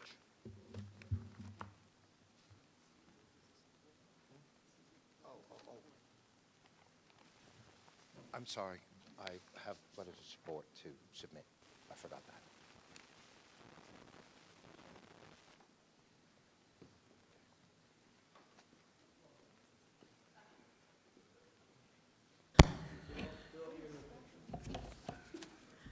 Application number 250-26, Teresa and Salvatore Buffa. Permission to erect one-story addition, leaving side yard of 11.3 feet instead of required 14 feet, stairs and second-story entrance platform, leaving side yard of 5.75 feet instead of required 14 feet, total side yards of 27.35 feet instead of required 28 feet, floor area ratio of 37.14% instead of permitted 25%. To leave shed having rear yard of 0.7 feet and side yard of 1.5 feet, and shed having side yard of 1.2 feet instead of required 2 feet each, and to use dwelling for two-family, family use only pursuant to Islip Town Code, Section 68-419.1. Residence B District, southeast corner of Jefferson Avenue and Hancock Road, West Islip. Yes, hi, good evening, Board. So my name is Mike Sargent, 99 Old Route 25A in Fort Salonga, New York. I'm here on behalf and representing the owner, Salvatore Buffa. We are asking for a one-story addition in the rear of the house. It's 900 square feet extra. The proposal here is due to a medical need and necessity. And I'm able to speak about this, you have the doctor's note, but the daughter of Salvatore has ALS and is, from the condition, obviously is not going to get better. And the caretaker for Elizabeth, who has ALS, is her husband, Vidal. Her father, Salvatore, who owns the property, can no longer provide assistance to his daughter, which is requiring Vidal to help in this scenario. And I'm part of the design team, and the architect, John Seltzer, put together this proposal to allow her to comfortably live in this house with the necessary requirements like ADA accessibility. So we are hoping to get the variance for the FAR. The shed variance will move the shed wherever we need to. The side yard would remain, since we're just coming out from the both side yards. So that's what we are asking for.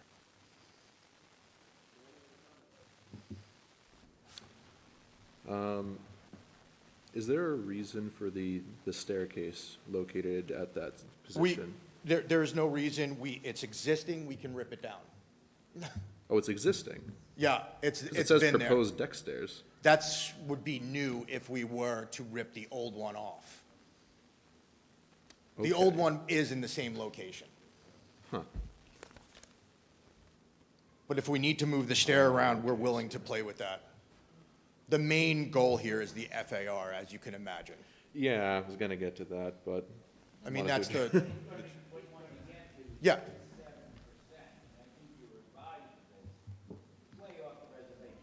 Absolutely. Yeah, no, I agree. Look, we're coming in here with that big ask, and after we submitted. Okay. So, yeah, to clarify, it's maybe at least a little bit less off the reservation, as you put it, than usual. The neighborhood seems to hold 33 fairly consistently.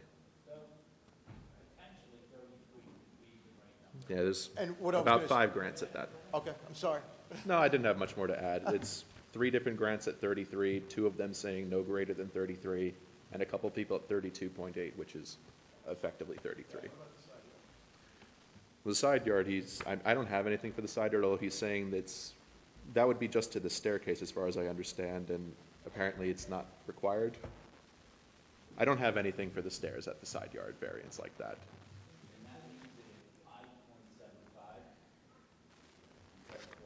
According to the applicant's representative, they're willing to remove that. But no, I don't have anything to support it, to answer the question. Absolutely. Yeah. We can put it in the rear of the yard. The setback, the rear setback is 25 feet. We're clear of that by a lot. So if we need to get to the deck, we can get to the deck from the rear, behind the extension. We don't have to use the side yard.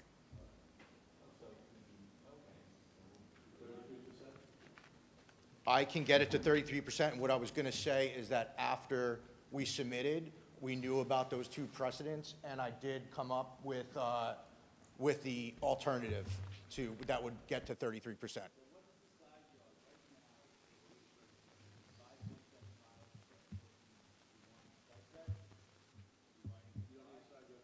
Yeah, we're fine with getting rid of that. For the staircase specifically? Yes. Permission to erect one-story addition leaving side yard of 11.3 is staying, correct? Yep. Okay. Anyone else would like to be heard in this matter?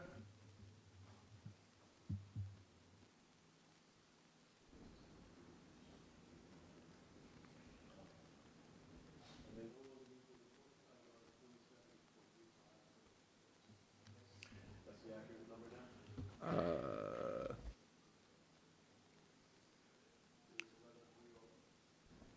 I believe so, yes. The other side is 21.6, so. Strike the 5.75 for the stairs. And it can just be stricken. If the board would like to see the options here, I do have copies for everyone if you would like. Okay.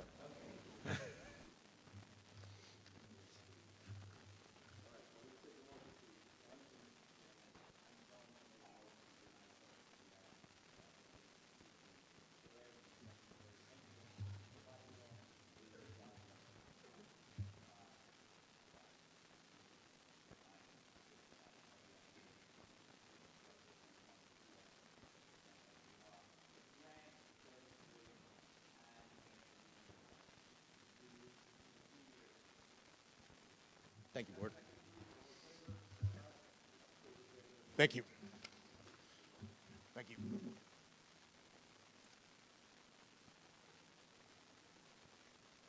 Great. Application number 251-26, Michael Hooker, permission to erect second-story addition, leaving side yard of 9.8 feet, and second-story balcony, leaving side yard of 13.2 feet instead of required 14 feet each. Total side yards of 27 instead of required 28, and floor area ratio of 27% instead of permitted 25%.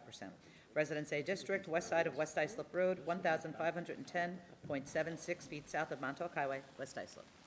Good evening. My name is Vin Palladino, Palco Engineering, 175 Orinoco Drive, Suite D, Brightwaters, New York. I represent Michael Hooker, and he is looking to extend an existing home up a story and maintain the 9.8 side yard setback, bump out small little balcony off the master, which does not conform with the 14-foot setback, and also exceed the 25% and go to 27% for FAR. How long is he going to, what's the length of the 9.8? It's the whole length of the house. It's an existing home. The house was lifted after Sandy. It's currently a zombie house. He acquired it this past year and is looking to renovate and expand. Is the 9.8 via a grant from this board? Yes. When? I believe 2014. So, planning, any comment on this? I'm sorry, I was not paying attention. Are you certain it was a grant, or was it just lifted during the executive order after Hurricane Superstorm Sandy? I have no prior that may zoning have board been- action Yeah, here. so I don't think it came to the zoning board. It Okay. didn't need to. After Superstorm Sandy, there was an executive order in place for 3 or 4 years, which allowed homes to elevate, provided they had a CO. Okay. So, what do we have, do you know as far as the precedent? No. Nick, what do you got for us? What do you got, Nick? Nothing that specific, other than just to say that it is, well, the existing house is at that setback. But as far as other board action, not that I'm aware of. It's always a bit of a challenging thing. It's understandable. People want to go straight up on their existing home, keeping the existing footprint. That's certainly the simplest option. 9.8 feet instead of 14 is not the worst, but I don't have any specific board action for you now. Yeah, the plan seems to indicate the hatched area on the opposite side of the house, where you have 18 feet.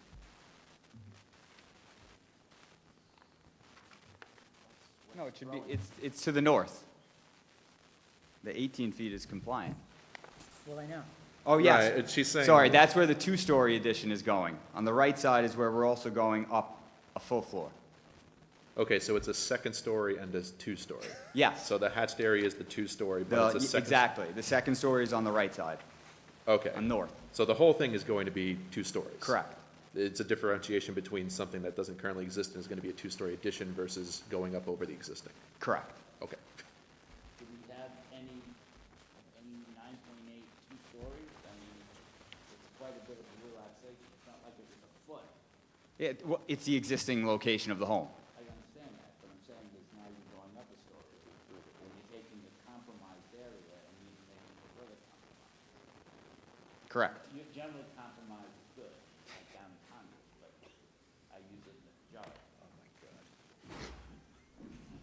And that executive order allowing the raise, that now,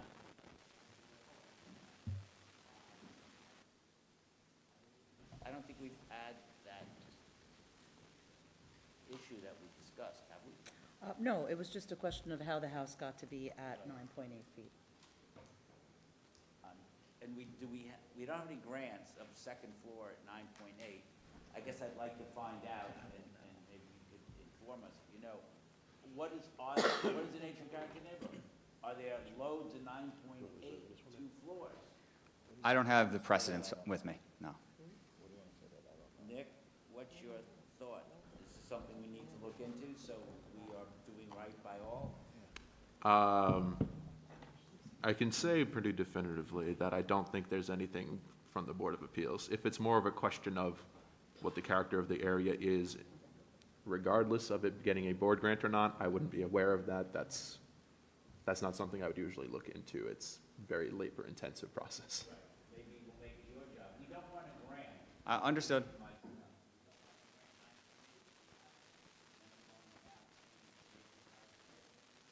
Okay.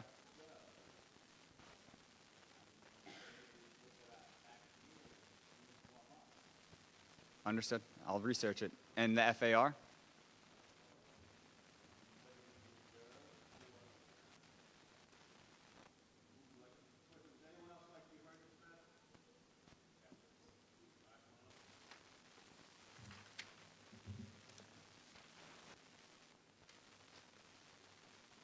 Sorry, I would have put on my nice sweatshirt if I knew I was going to be up here.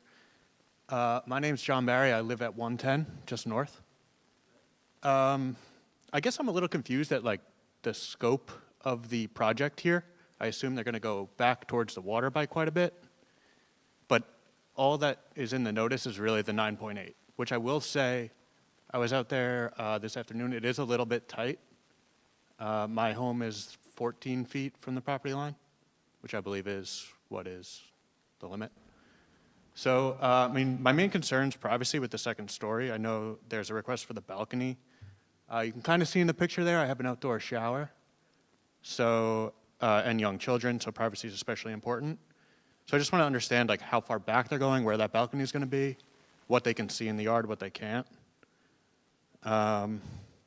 Also, again, with the scope, the boathouse back there needs some work. I just want to understand like what the plan kind of is. If this isn't the right forum, then I apologize. But with that being said, I'm supportive overall of my neighbor improving their home.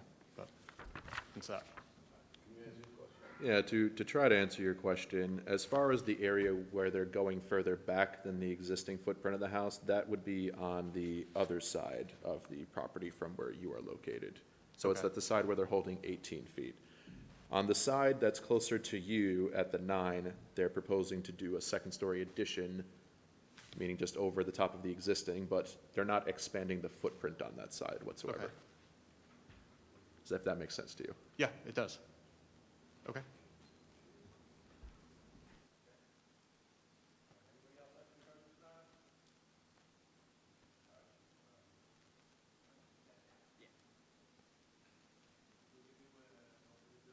Okay.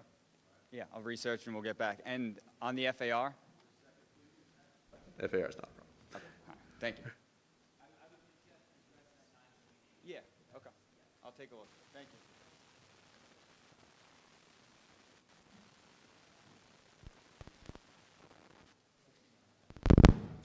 What's going on?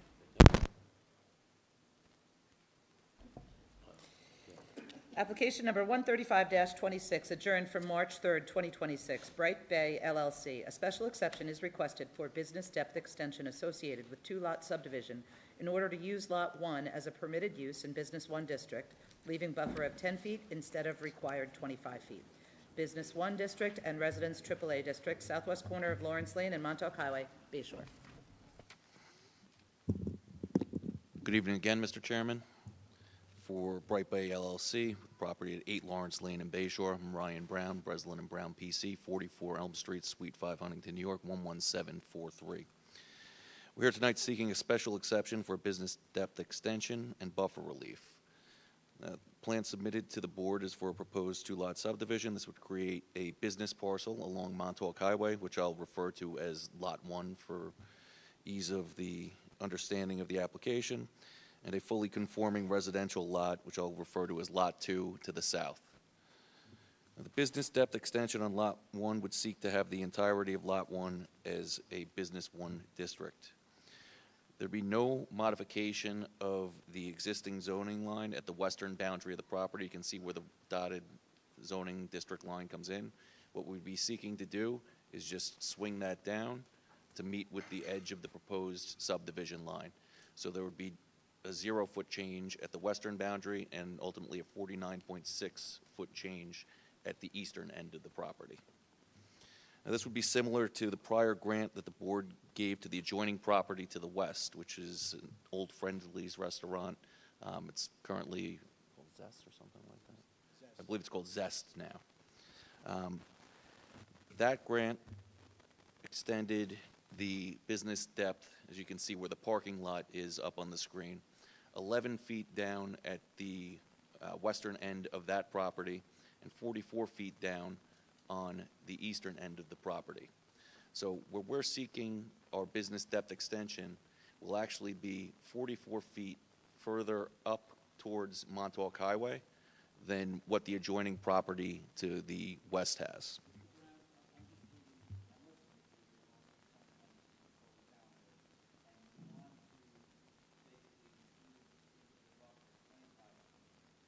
I haven't gotten to the buffer yet. Okay. Okay.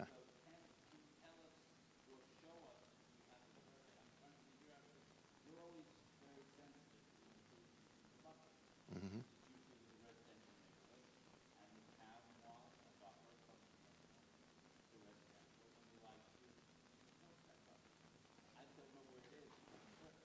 Okay, so where the buffer would be located, there's a proposed 10-foot buffer to the, I'll just say to the north of the proposed subdivision boundary line.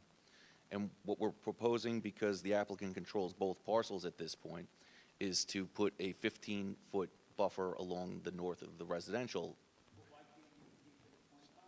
That, combined with that, it would be 25 with the two parcels.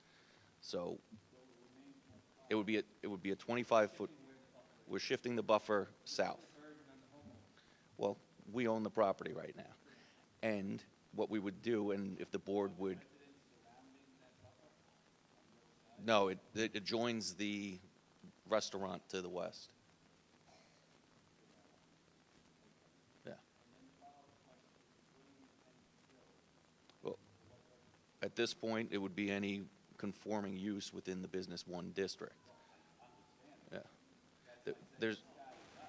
Well, we have to complete a subdivision, which is going to take 2 to 3 years to complete, probably, and at that point, sure. The intent is to build office space, a professional office space. The owner would, that if that's what we could find as a tenant, yes. You want to speak to that? Or bring up the owner to speak to that, though. Mark Saglioka, 90 Concourse East, Brightwaters, New York. My partner and I, Mr. Ferraro, bought the property, I guess a couple of years ago, with this exact intent. As Mr. Brown said, we're trying to subdivide it, allowing the existing house that's there now that was a church and convert it into a residential home, meeting the 40,000 square foot lot, and utilizing 15 feet of that northern border property line as part of a covenant restriction, a covenanted buffer and adding to the 10 feet on the office space, giving us the 25 feet. At this point, I'm sorry. Yeah. So at this point, our intention is to build a beautiful residential home and sell it. It conforms with the area. I've built a number of homes in and around that area, and I'm confident that that the neighbors will be happy. I had a meeting with them about 9 months ago, and that went well. I understand their concern about what may or may not go on the business property. Right now, we'd like to see a triple net lease, whether it be medical or office. We're just not going to put up a building and wait and see who comes in. If we do a medical or an office, we will do something that is more of a residential look. We just did this recently, so the homeowners didn't get to see it. But it would be more of a residential look in keeping with the architectural intent of the area. But again, based on what the use is, I really can't guarantee exactly what we're going to put there. That would be my intent, our intent.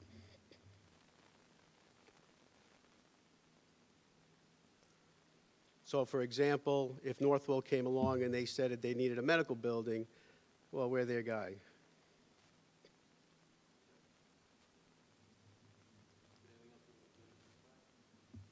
I'd like to show this rendering, if I could just flip it around so the neighbors in the area could see it. Well, they've seen the house already. They've seen the house, yeah. Well, no, they want to make sure that the house is going to be conform with the area. So again, that's our intent for the neighbors that are in the area. Can you say what the gross floor area is of that building? The gross floor area of the building? Yeah. The proposed building. I think it's 40%, right? Whatever the conforming, we're not going to be looking for anything more than what the zone calls for. With the buffer split between the two properties? Well, it would be based on the line where the BD and the AAA is split. So no, you don't know the square footage? So whatever that square footage is, it is. Well, how big is the lot? Do you factor the buffer when you? Well, they. 173 by 150. 32? Yes. 32? 32,000 change. The lot. Building lots, the BD. The lot itself. Yes, but 3/4 of an acre.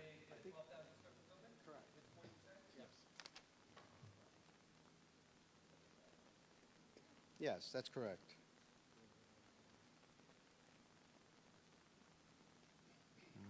Right? Yeah. One area's there, and then this is 40%.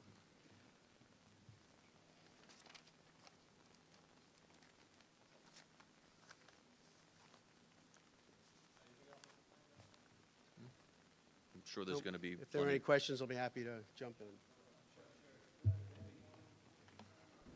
Yes, so there's two aspects to this application, obviously. We're doing the subdivision with the depth extension, and then there's the matter of the buffer. I'll start with the depth extension, which I would say planning is in support of. The subdivision they're proposing is going to be making a completely conforming AAA residential lot on the one side. Sure. The residential property is entirely conforming to zoning, 40,000 square feet, which is actually more conforming than most of the neighborhood is in this case, so we have no objection to that.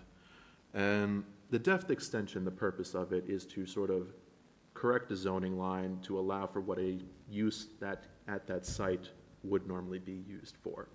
In this case, the existing zoning line is just parallel to Montauk Highway. That leaves it at sort of an awkward angle that doesn't really facilitate very well onto this property. So what they're asking to do, subdivide in a very logical way and then just bring the line down to allow them to do a business use on this property. Again, business use on this property is not in any way that I can see unusual. It hasn't historically been that way, but we have it, and here on Main Street, business properties on Main Street is very common. It is surrounded by other business zoning, both to the side and across the street. The residential property behind will remain residential. That's the current main church in the past, dwelling now. So we have no issue with the depth extension request. The buffer request, on the other hand, at this time, we would be opposed to. If for no other reason that it's just not clear to us what the need for it is. The plan seems to be very preliminary. So, as Mr. Nicolia put it, they are trying to shift the burden of the buffer onto the residential property. There are some complications with that, even with a deed covenant. Now you have two separate parties at some point, not currently, but at some point in the future, who are both going to be trying to maintain separately a buffer. That can cause some complications. One person may not take care of it as well as the other. Certainly, having two different parties involved to try to make sure the buffer is maintained adds additional complication. But whether or not they do or don't need the buffer relaxation in the future is something that can be considered, but at this time, again, it's just not clear that they actually need it because the site has not been designed in such a way that really justifies it. So let's ask them, why can't you comply with the buffer? This is going to be new construction, you're planning it. Well, we'd like the extra 4,500 square foot to use so we can get another 1,800 square foot in the building. No, I don't think it does, because we own the property. When we sell it, they'll be fully aware that they're going to have a 40,000 square foot lot, which is, as the gentleman explained, is much larger than most of the lots on West Lane.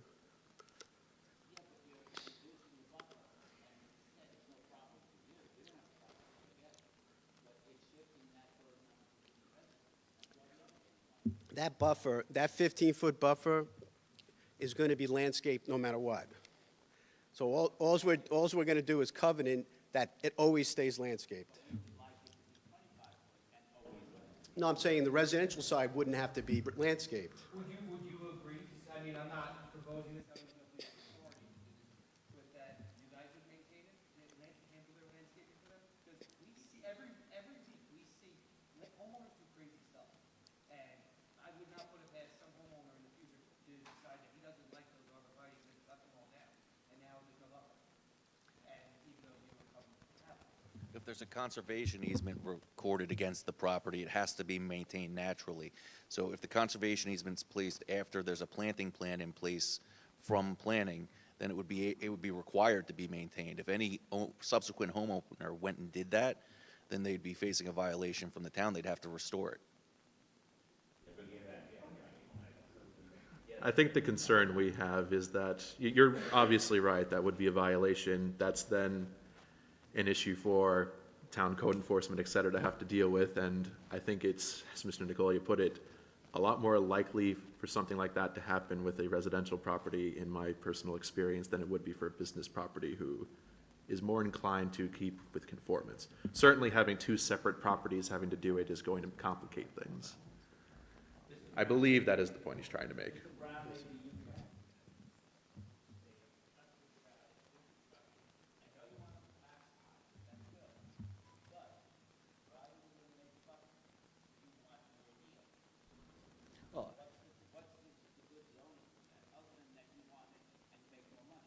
Well, first, we could reduce the size of the residential parcel to the south so that the.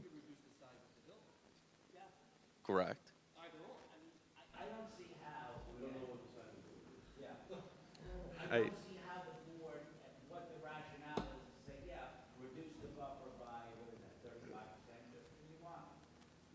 I think the issue with, you are right, that you could, in theory, keep the 25-foot buffer and just move the subdivision line, but then at that point, you're both asking for a variance now for the lot area of that, which may or may not be supported because they're, as I said, those lots are not that size. If you look at the lot lines adjoining, sure.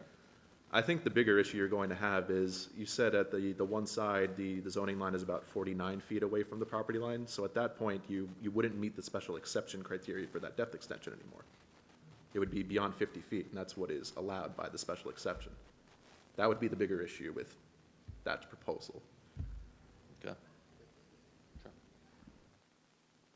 So we all, my neighbors here, we all live in a similar area, in and around Lawrence, West, Gardner, Concourse.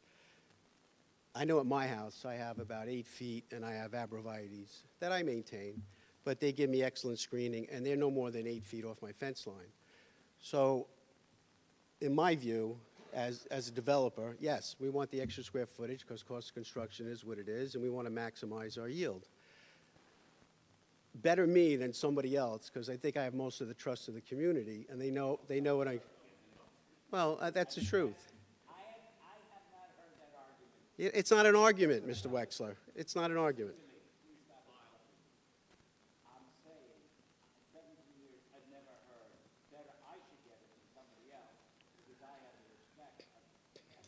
Well, I'm protecting my asset, which I've done a number of times over the past 45 years in this town. But let me go further on. You have a 10-foot buffer, which obviously is going to offer quite a bit before the fence line, and then another 15-foot that we would covenant on the residential side. Now, anybody who buys that house is going to be aware of that 15-foot. We all agree on that. Your question is, well, how do we know if they're going to maintain it or not?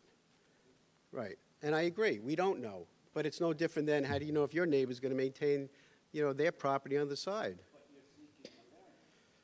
Well, Right, you're seeking to give them that burden, so you don't have to do it, which I understand, trust me, I do. Yeah. But you're giving them the burden, but there's no way to, yes, we could call the town down there, and they could write tickets, and they could spend 8 months in court, and it goes back and forth. Yes, that is an alternative, but that's a lot of paper for something that can easily be resolved by you.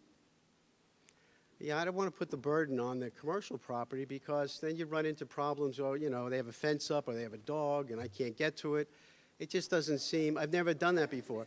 I mean, we had an application in front of the board about a year ago, a similar situation, where we had an industrial parcel and the townhomes that I built in Islip 40 years ago, 35 years ago, we agreed to redo their side of the fence with landscaping, plus our buffer on our side. So they got the best of both worlds, and the board granted us that approval. So it's a similar situation. We have residential. This one was industrial. This wasn't, you know, office building. So, but I'm maintaining my industrial side, and the homeowners association was more than happy because they were getting all this new planting for free to maintain their side. You know, when you have a 40,000 square foot lot, that's a pretty good sized lot. So I don't look at it as a burden. I look at it as, look, that's much less landscaping I have to do, planting-wise, and all I have to do is maintain it. But getting back to my abrevieties, I mean, I maintain them. Okay.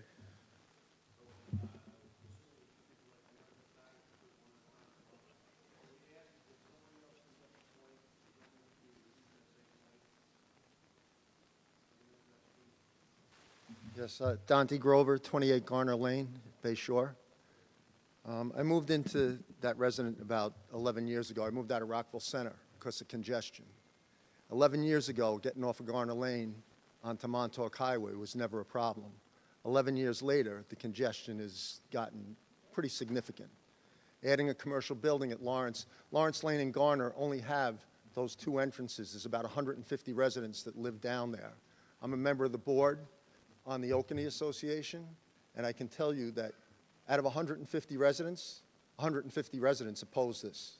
Can I just say one thing? Sure. Before everybody else, we do this quite often.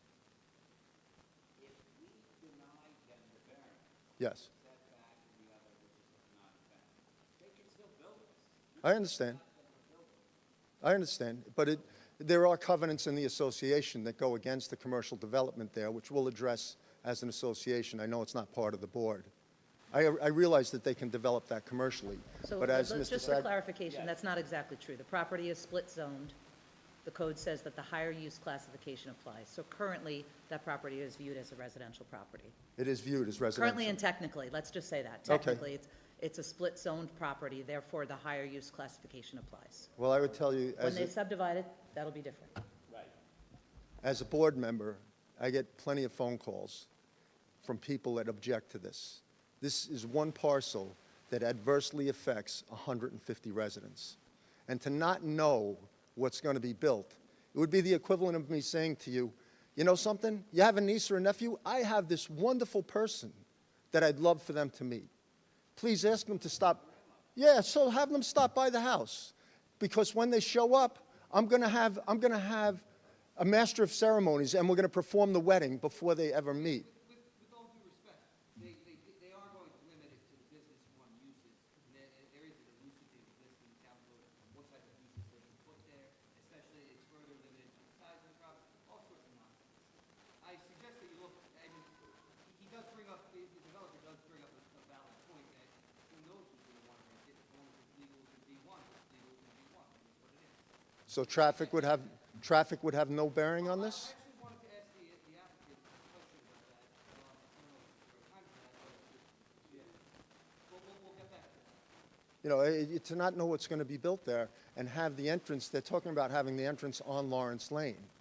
So if you have 2 or 3 cars backed up, that means that nobody's going to be able to turn into Lawrence Lane, depending upon what they build there. So.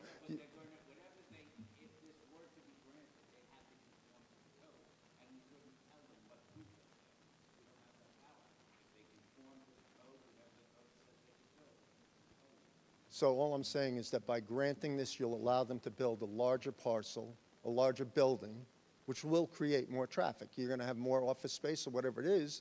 There's going to be more people coming and going. So by granting this, it adversely affects every resident that lives in that area. There isn't a person here that lives down on that area that's going to come up and support this application. Thank you.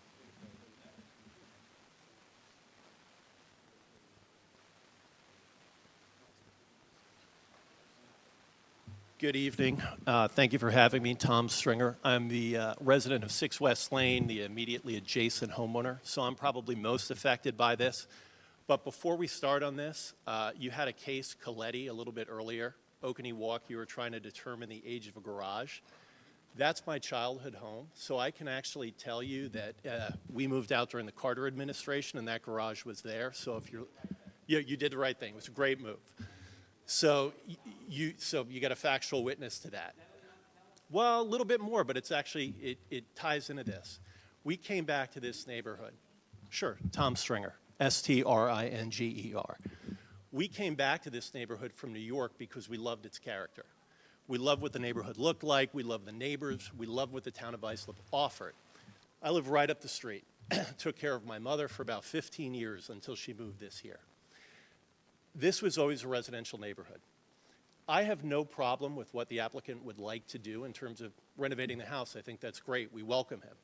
What he admitted tonight is he's trying to bootstrap a larger commercial building to that bump out. That will entirely change the character of that neighborhood that we came back and invested our dollars for. He's saying he's looking to get better yield. Oh, landlord, I get it. That's what they do. What he's trying to do is take the money out of my pocket to do it and drive down my property value and my neighbors. And he has no answer for that. He also will not build a building until he has a tenant, but he wants the approval now.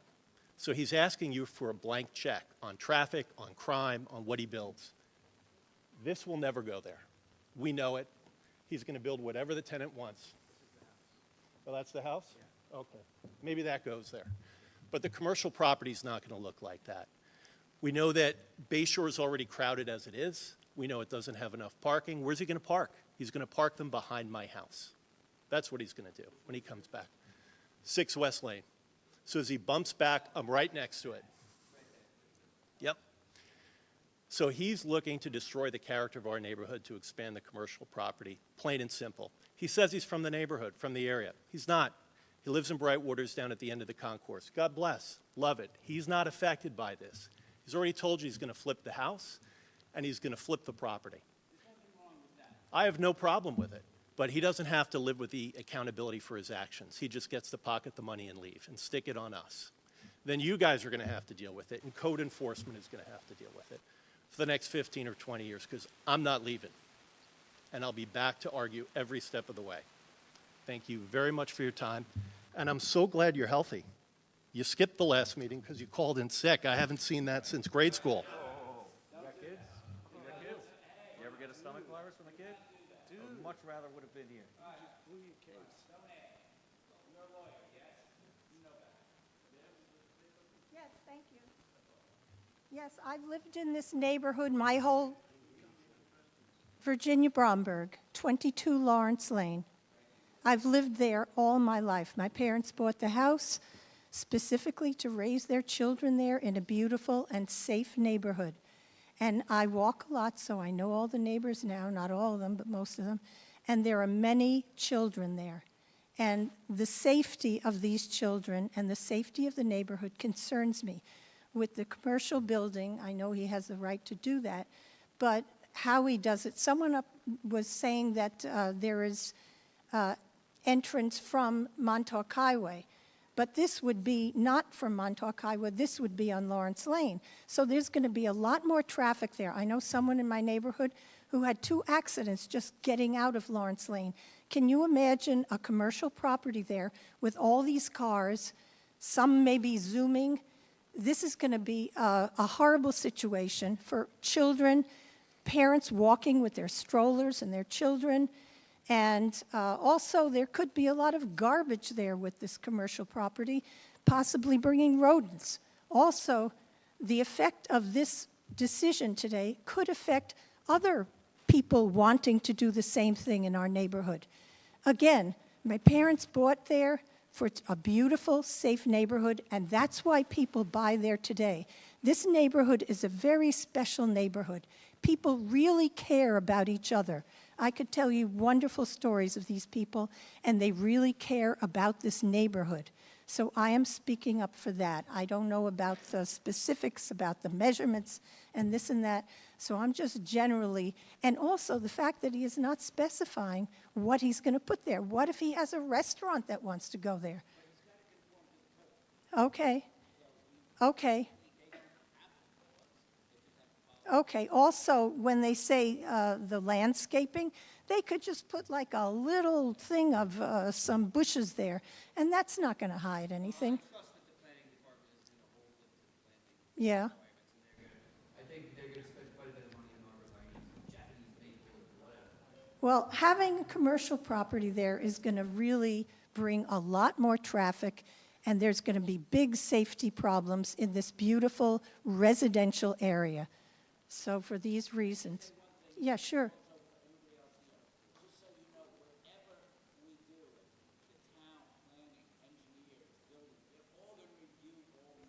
Mm-hmm.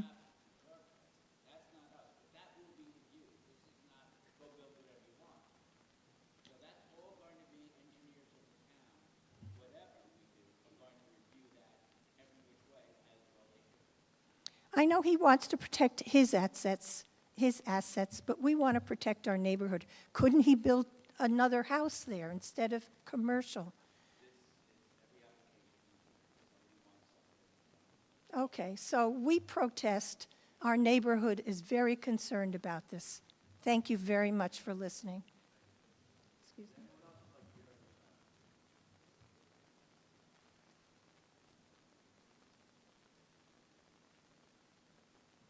Hi, good evening. I'm Nancy Hoffman. I live on 83 Garner Lane. Our community pays some of the highest residential real estate taxes in the country. Part of this is the expectation that our officials will maintain and enforce our zoning laws. That means making developers respect our zoning. That means not invading our residential neighborhood so they can get extra space for their commercial dumpster or extra space for the parking space they need for a bigger building. Respectfully, your position as a fiduciary is to defend our zoning laws and not to give in to developers who attempt for bigger profits to invade and destroy our historic neighborhood. Make developers build only that which they are entitled to do under the zoning laws, and it's that simple. Thank you.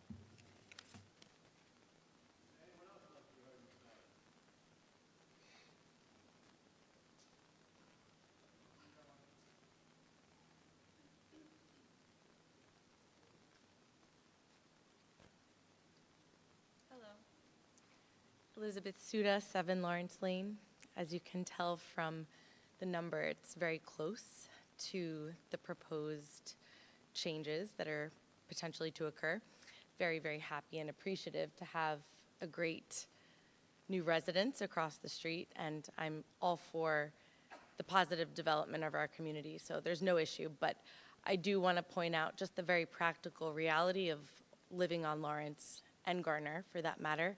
Multiple people have made very good points, which I agree with, so I won't beat a dead horse. But just to say that when you teach your kids where to walk on the street, if a car's driving on the right, you tell them to walk on the left. And anybody who has dared turn from Lawrence onto Montauk/Main Street knows that it's absolutely dangerous and treacherous. So the fact of a larger building, thanks to a larger parking lot, thanks to a potential variance, simply means that there's going to be a disaster waiting to happen. There have been multiple people who have already had to deal with accidents, and every time I make that left, I often turn right because it's so hard to make that left at certain times of day. And I just also want to point out, although I don't know that anyone is here from Lawrence Farms, a lot of us admit that we cut across Hemlock Lane and Lawrence Farms and Sunset when we can make that left. It's messy. So I just want to make the point that for my own safety, for our neighbors' safety, for the kids' safety, it's already difficult. It's difficult in that area. And why grant the variance when there can be another commercial property there and it can be successful, maybe not as lucrative? I don't know that it's a necessary thing. That's it. Thank you.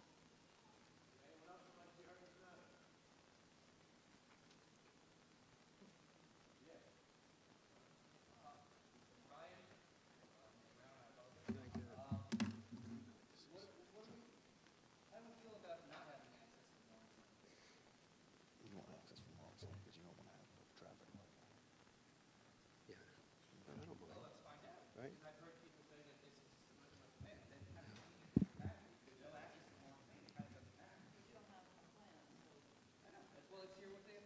Yeah.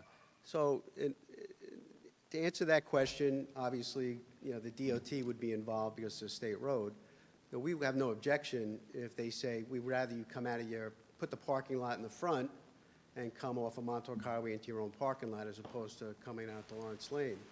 So again, that's going to come down in the future, whoever builds this building. If it's us, we'll start with that because that's what the community wants and work it from there. We want to work with the community. I have to say, going back many, many years, people have a short memory, but when Bay Shore was downtrodden, my partners and I, we stepped in and we renovated and rejuvenated a lot of buildings. We took a lot of risk, some good, some bad, but those buildings we develop, we manage, to this day.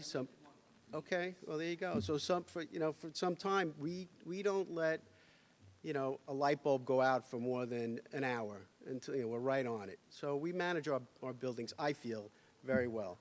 So in this case, we don't sell. So I don't sell, and there's no reason to sell. I mean, we'd be putting this building up as another, as a nice, beautiful building that has a residential flair, if that's what we can lease to, and offer the community something other than a split-block building that you may have seen years ago, or a laundromat, or a funeral parlor, some of those other things that are in the code that are allowed. So obviously we don't want, that's my community, whether they like it or not. I mean, the man said concourse, that's my community. From West Islip to Islip is my community. And, I want to make sure we do the right thing. We both do. We have our roots here, our kids are here. So we're trying to, work with the community. You wanted an honest answer about the square footage, why we wanted to straighten out the line. That was the honest answer. We had 2 more parking spots, about 4,000 more square foot. That's the answer to that. If we don't get it, then we don't get it. That's fine. Then we just have to make a smaller building. But again, there's no guarantee we'd even do a building like that. I don't know what we would do.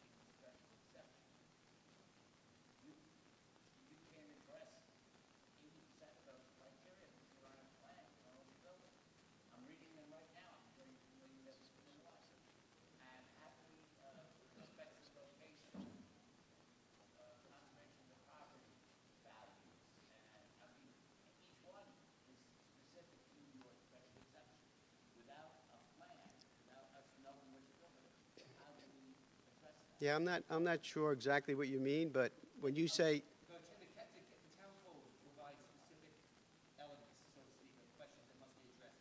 okay, in the special exception. okay. 68-416, special exception, termination, and then 68-47. And they're up there, and when you get to 47, it's off the list. How do we address that without? Well, I would think we'd have to meet all of them. All right, so let's say for argument's sake, I want to build a laundromat. Do I meet all that criteria?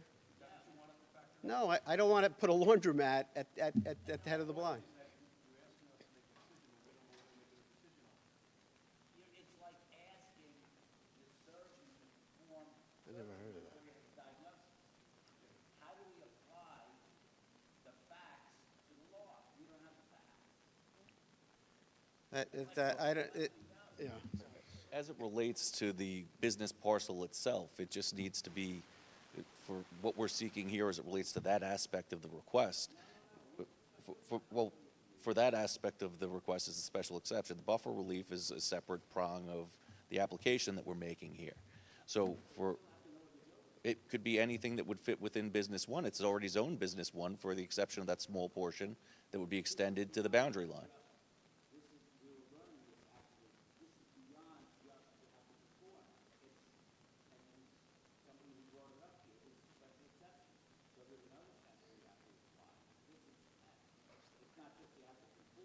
But it's stating that it's for legally established uses in the district. That's what we're saying, that those are, well, if you read the top of it before you get into they shall, among other things, consider. You should. Among other. Yes, but among other things. Among other things, yeah.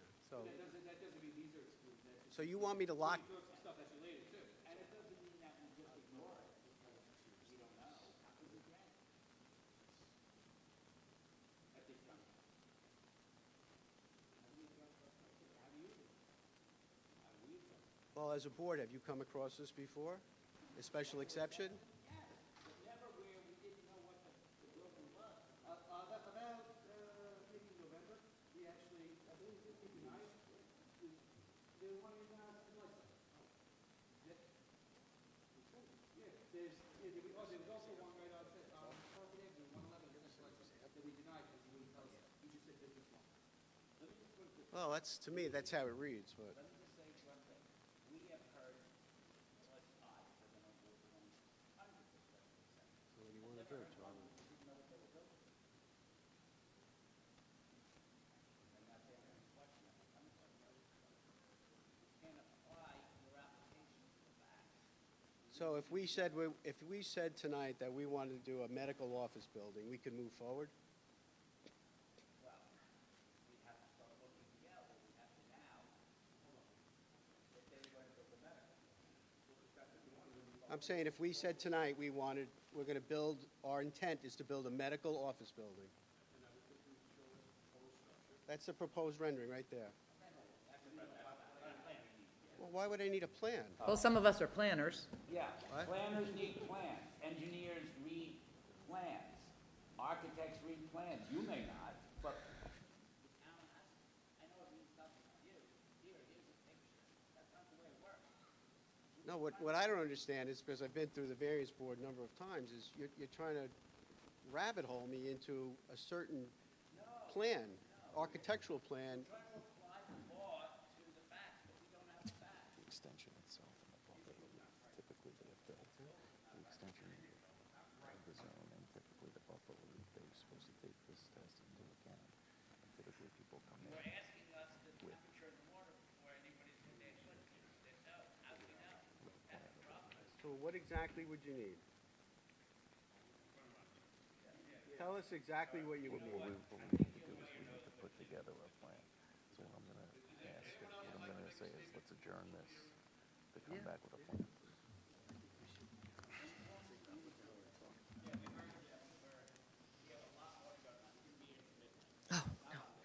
Hi, Josephine Grover, 28 Garner Lane, Bay Shore.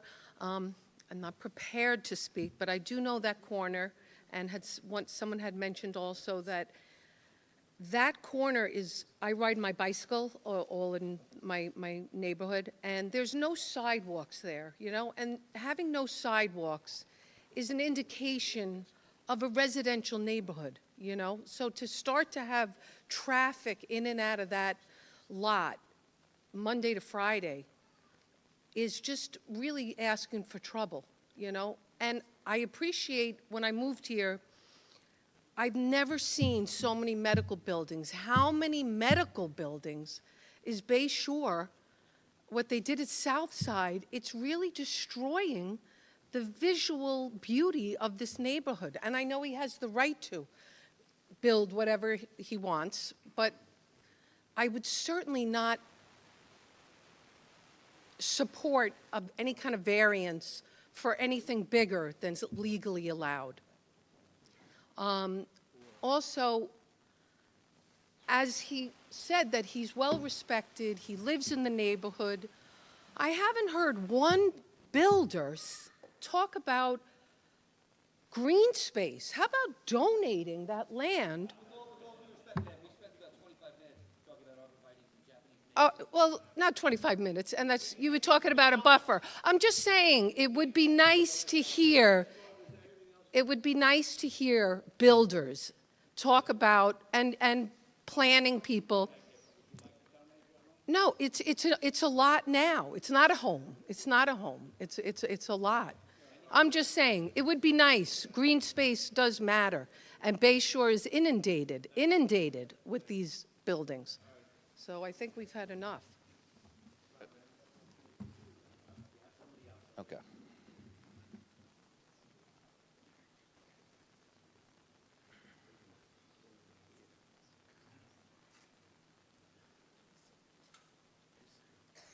Hi, my name's Allison Fair. I live at 45 West Lane, and I've been sitting listening to this, and it just seems to me that you're asking for a variance, and we have no information as to what the building is going to, well, supposedly look like. We see the house, other than the square footage of the building, but no purpose or no intent, or we don't know what that's going to be for. So how can you possibly make a decision and grant this variance? Right. Without having any information. It seems you're being very vague and not giving that. I'd like to request that we adjourn the matter so that we can modify the plan to give the board something which they can view and make the proper determination.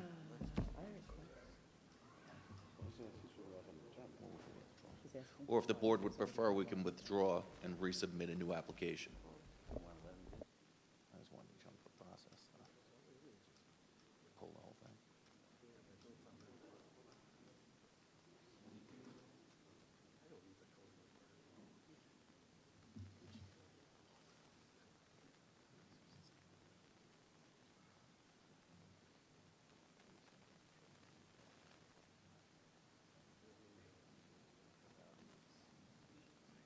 Conditionally approved.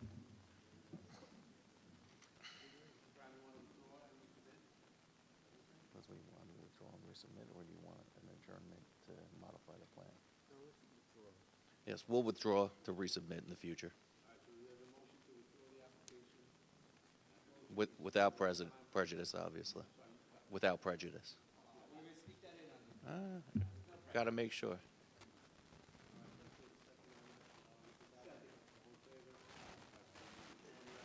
Thank you.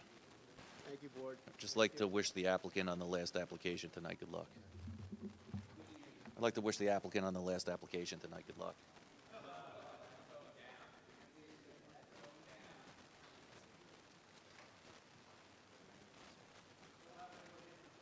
Fire department? We're gonna bring that first. Yeah, we're gonna, Rochester that. At least it wasn't sorry. Any of these,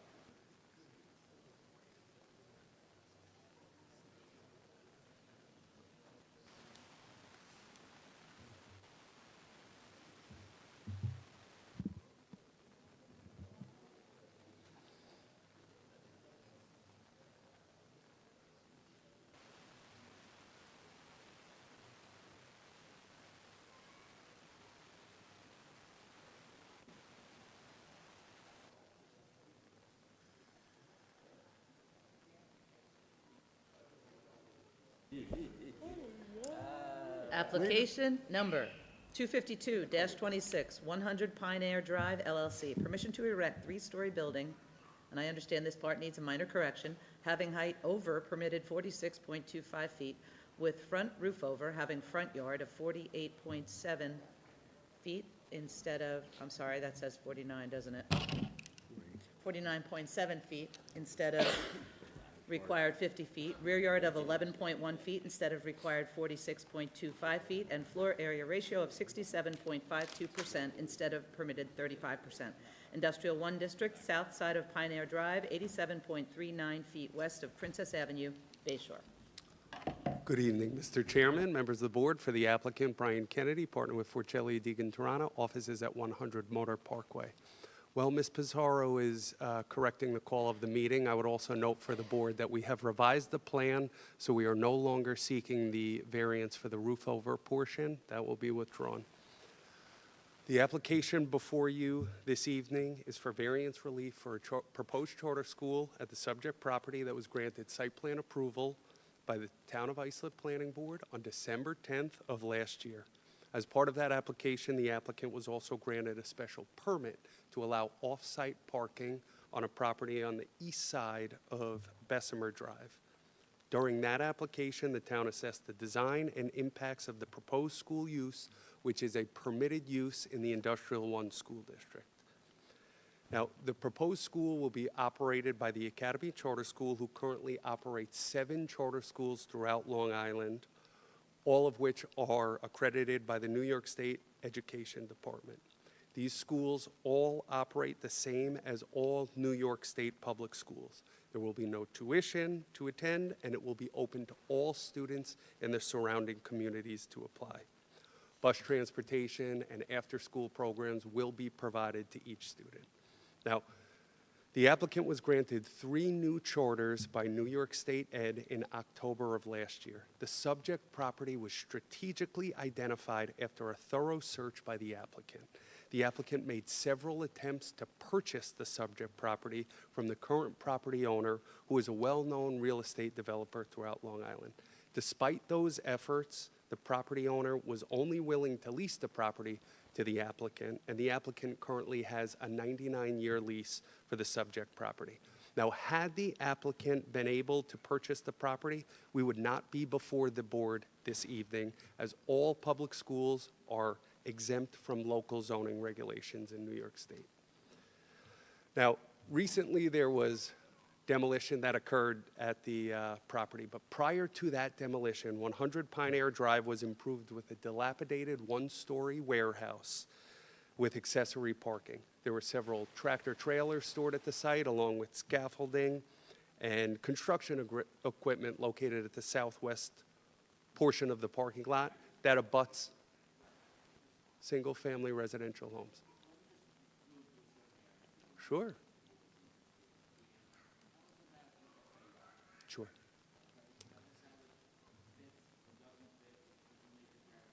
Sure. So the plan before the board this evening is a result of significant collaboration with the planning department. Initially, the proposed plan was a 2-story building that had a bit larger footprint. After consulting with the planning department, they requested that we shrink the footprint and go up to a 3rd floor as well. I think the planning board,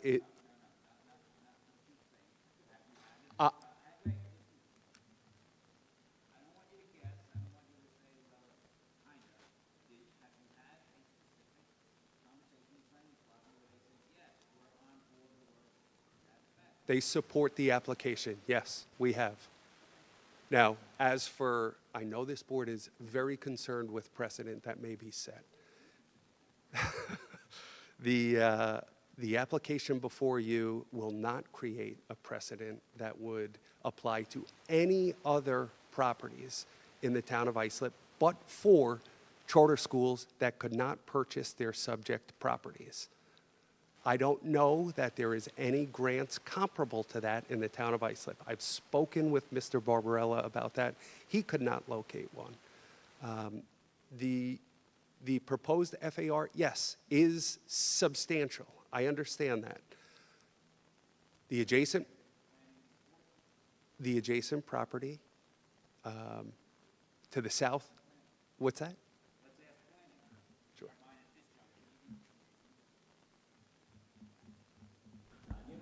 What is the question? Does planning support this application vis-a-vis 67.52 over 35? It is my understanding that planning supports the charter school application with regard specifically to the FAR. I've not been part of those conversations. I don't know if I could speak directly to that.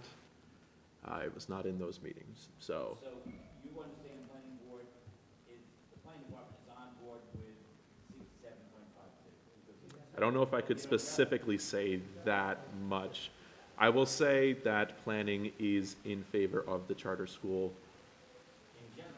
Yes. Okay, we're in favor of good government. And he is correct. This is a plan that has gone back and forth. I won't say this has not been reviewed. This has been reviewed, but I've not been part of any specific conversation, so I could not speak to whether or not the matter of FAR was directly addressed.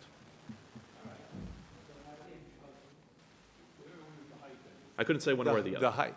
The height is 46 feet. The adjacent warehouse at 154 and 158 and 125 Candlewood Road are both 45 feet. They've both been granted FAR variances of 46%, where 35 is granted, and those are for traditional industrial uses that would create precedent for all industrial uses throughout the town.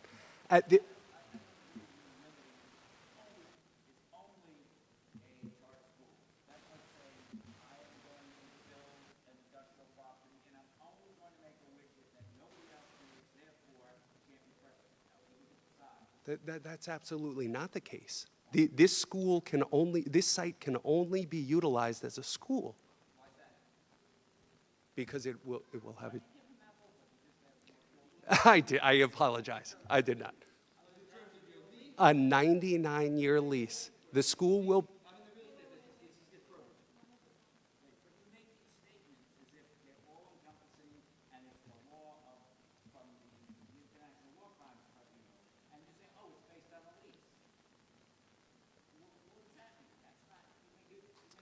Additionally, the building design will be built out as a school. Yes, I guess theoretically it could be demolished on the interior.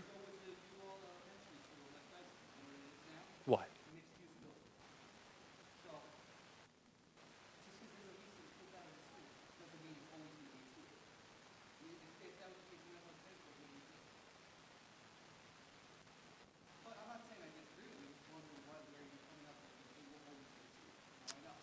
For 99 years, yes. Theoretically, yes. Look, as this board knows, you are comprised of attorneys. Schools are given great leniency. There's case law that requires that schools be given great deference and leniency when they are subjected to local zoning, planning, and building codes. All schools, public or private.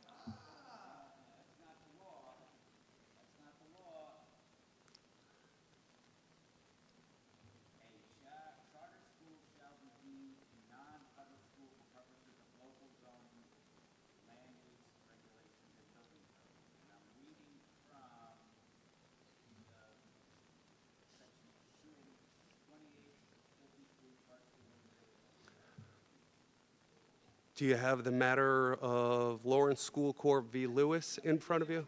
No, that was 1992. Well, this law is 2007, effective July 1, 2017. Education law, section 28, charter school organization oversight, it's sub 1, big A, little a. I completely understand that, but nonetheless, they are still giving great leniency and deference, and that is why this board. Let's assume, it's just for argument. What you're saying is, you argue that it must always be, yes, there's no statute that says that. No, there is no statute that says this site needs to be utilized as a public school. Conditions of approval from this board could condition it on that. Correct. Correct. Correct. A plan that is supported by the planning department. I understand the planning representative here may have not been part of any conversation supporting that. There have been several reviews by the building department, the planning department about the proposed site as currently designed.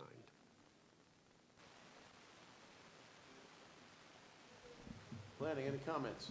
Just to try to clarify that, it is definitely my understanding that planning is in support of this, and this is a plan that has been reviewed by the town a great deal. I just can't specifically speak to whether or not the FAR was directly addressed at those meetings, in a positive or negative fashion.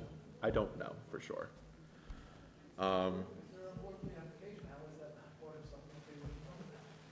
It was much more of a design thing at the time. This was several months ago from my understanding. There have been several reviews, all of which identified FAR as an issue. Mr. Barbarella and I have had discussions about this for several months. I think the issue is that I think what the town's position was they were leaving that matter to the Board of Appeals, knowing that that's something that would have to be addressed, which is why the decision came down that they wanted it to go to the Board of Appeals sooner rather than later.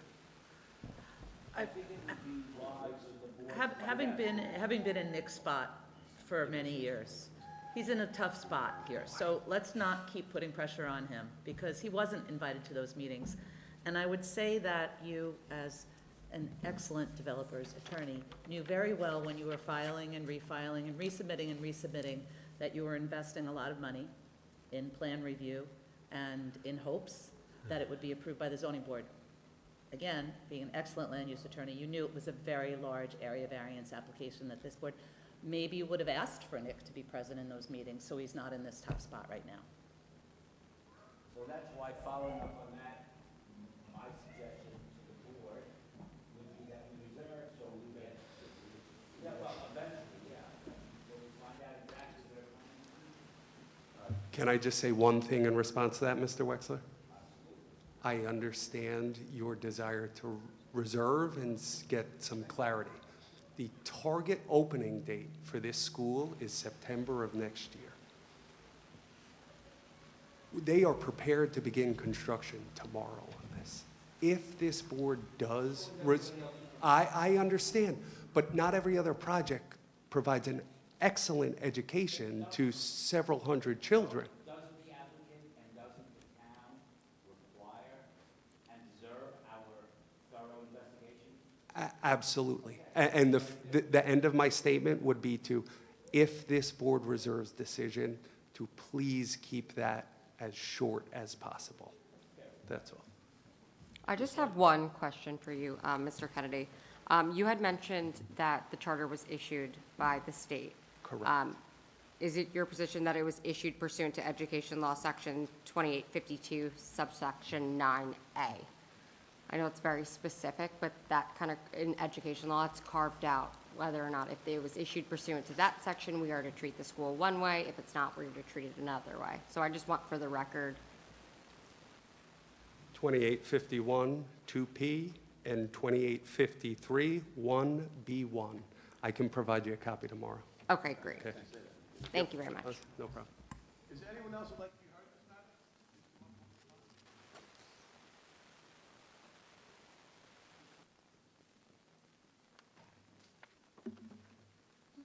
Hello. Good evening, members of the board. You can hear me better? Okay. My name is Jacqueline Diaz. I live in the 1894 Peck Avenue, just across of the school. Oh my God. And I live and operate also a child care facility in Peck Avenue. It is directly across from the construction from the 100 Pioneer Drive. I just want to begin by making something very clear. I am not to oppose the school itself. Schools are great. Sometimes the location is not that great. I'm not opposing the, even the two-story that there was approved already building. that was originally approved and accepted by the board. My objection is specifically limited to proposed addition of the third floor. This third floor is a major change. It represents a significant increase in the size, density, and impact of this project. This was not what the community originally understood, because we was told something else.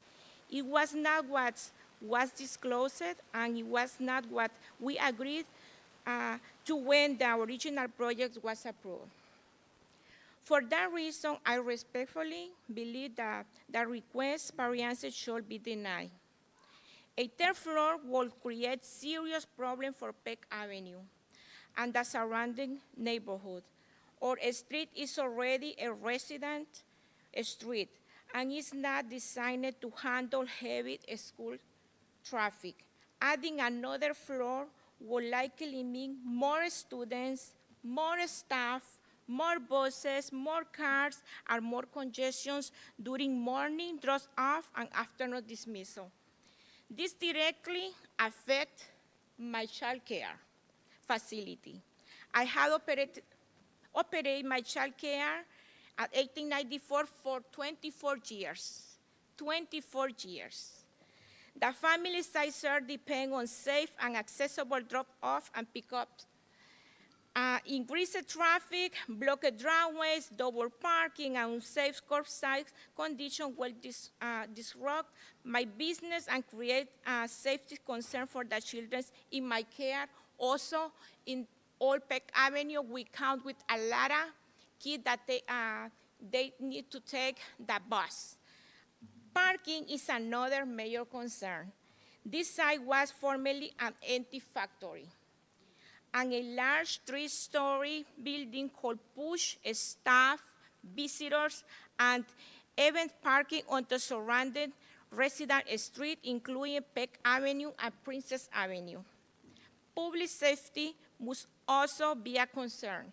Heavy congestion can delay fire trucks, ambulance, the police from reaching homes, business, and child care facility during an emergency. The proposed building is also too large and out of scale for the residential community. The requested variance for high setback and floor area go beyond what is normally permitted. A 3-story structure will reduce natural light, especially, you know, I live just in front. I live just in 1894. They're gonna cut my natural light, overwhelm the neighborhood, and change the character of the area. I love Peck Avenue. I always dream when I was, I've been, you know, an older woman live in that little red house because I love the quiet, the peace of the house. There also a concern about noise, air quality, property value, and the precedent this decision could set for future development in this district. For these reasons, I respectfully ask to the board to deny the request variance, keep this project limited to the original approved 2-story. A structure required a full traffic impact study before any future expansion is considered, and make this concern part of the official record. Thank you for your time and for listening to the concern of the residential families, children's business directly affected by this proposal. Thank you so much. Thank you, everyone. Also, yes. On April 24, I submit a petition in opposition. Thank you. I have some more copies. I don't know if you need it. No, okay. Yes.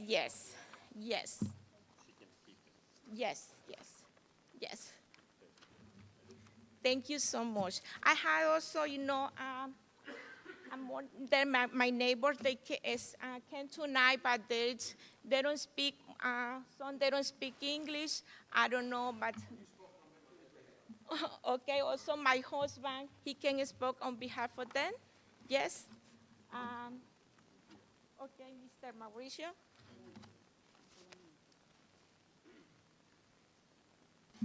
Hi, my name is Mauricio Zubin. I live on Peck Avenue 35 years. It's an ideal living place. And so far, the project that you propose will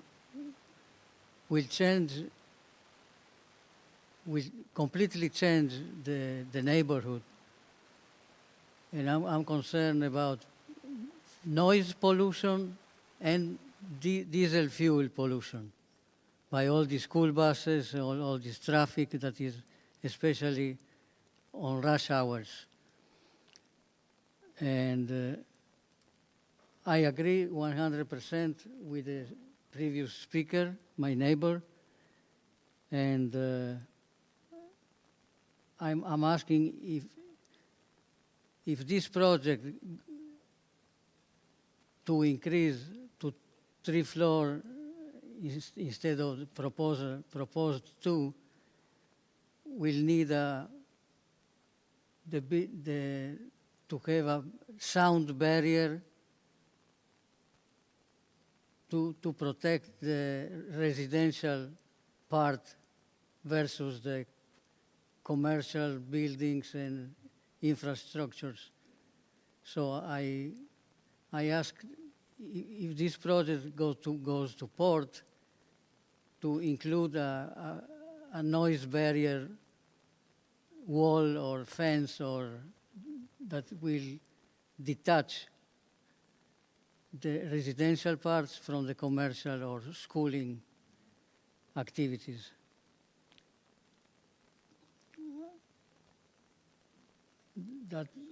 That will be all.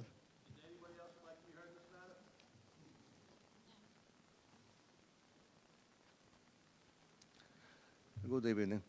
I am Luis Ordonez, 1892 Peck Avenue, Bayshore. So I support to my neighbors. We not happy with the construction, especially for the 3 stories building that's very high, blocking up the residentials. Other thing is a lot of traffic. I don't know if the project make a gate, make a entrance, exits in the Peck Avenue. That's it, we know. We don't want that. And support to my neighbors. That's all. Thank you. Good night.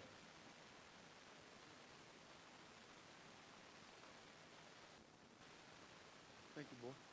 My name is Ayodele Adewami. I reside on 11 Alyssa Lane in Bayshore. I would like to first say thank you to the board for giving us the opportunity to be here. Just to mention for what they said about bus, I mean, I'd rather see school buses than rather see buses coming from Rikers Island or criminals. This is going to be a school that, you know, I think is going to be great. It's going to benefit the community. And, you know, sitting there, I was pondering that, you know, I didn't hear any opposed from the board, which that's a really good sign that, you know, you guys are for school, for kids to get education. 2 of my kids actually go to the charter school in Wyandanch, which busing them from Bayshore to Wyandanch is a little, you know, traffic going. It takes them about almost an hour and a half, 2 hours to get to school, back and forth, which that's a different situation. But if, you know, the school is approved, I'll be able to send both of my child to the school that's proposed right now. And also, you know, they mentioned about, you know, just to go back to what they mentioned about, I can't remember, but, you know, the biggest thing is buses. And I work in Garden City, right by the courthouse. I see more buses of criminals coming from back and forth.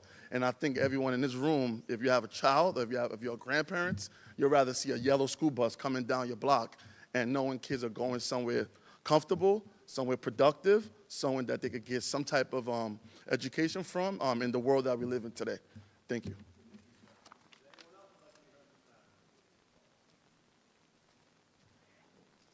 want to thank the board for giving us the time to speak tonight. My name is Jose Diaz. I live in 1994 Pike Avenue for 25 years. I can tell you that it's been great to live there. I mean, beautiful neighborhood. The best thing about it is that I actually like when we bought the house was that we didn't have like a front door neighbor. Not that I hate people, but you know, when you have more people sometimes in front of you, you know that the traffic gets a little bit hectic, especially the ones that are actually drive through or Pioneer Drive knows that when it comes rush hour, yeah, so it's really bad, but we're not talking about, I understand the subject about getting a school. It is great to have a school. It is good, but, okay. No. It's about venting my concern about because I live right next to where the construction is happening. And all that I want to say is, okay, my concern is that my concern, if you please let me speak. My concern is that every morning when I head out to work, I gotta wait few minutes, considerable minutes, in order for me to get into Pioneer from Peck. And that's without having the charter school there because of the traffic. And also, having a 3-story building is completely going to change the neighborhood because it's going to be the only one. And hopefully no, doesn't come to that. Okay. And I know there is I know that you guys tired, and I understand that. Yeah. Okay, and I'm tired too. Okay, but please take in consideration there is a neighborhood that everybody loves.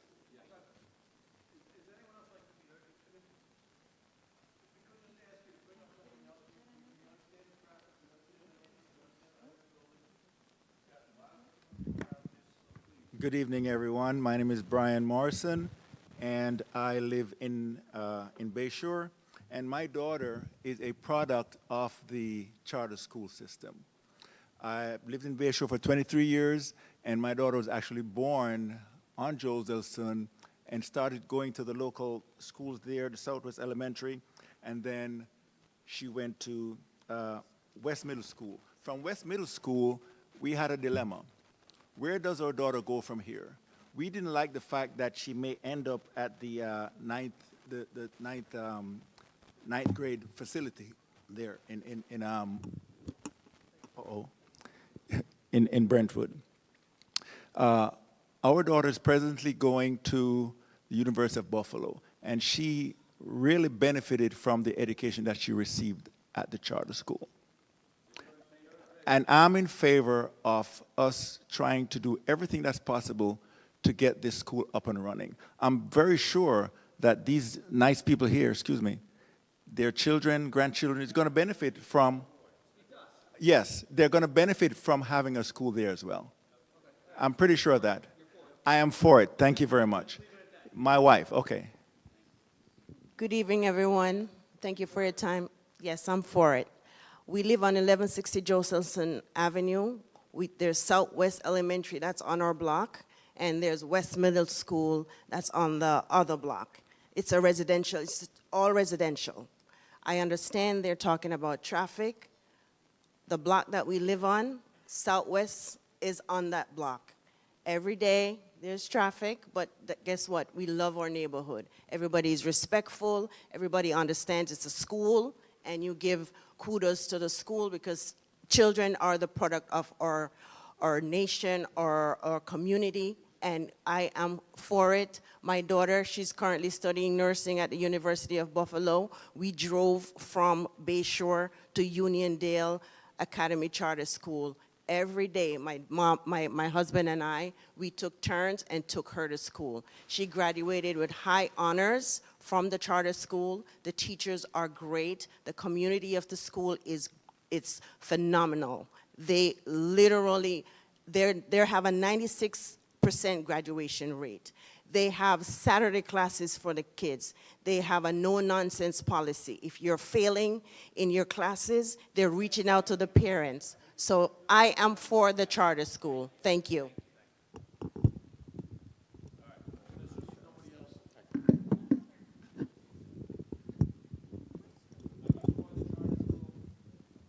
Yes, my name is Lori Rupnarine, and I'm in favor of the charter school. As a longtime resident of Central Islip, having lived and grown up there for 25 years in Central Islip, I do believe that the charter school can bring incredible opportunity to our students and to our families in the Brentwood, Bayshore, and Central Islip area.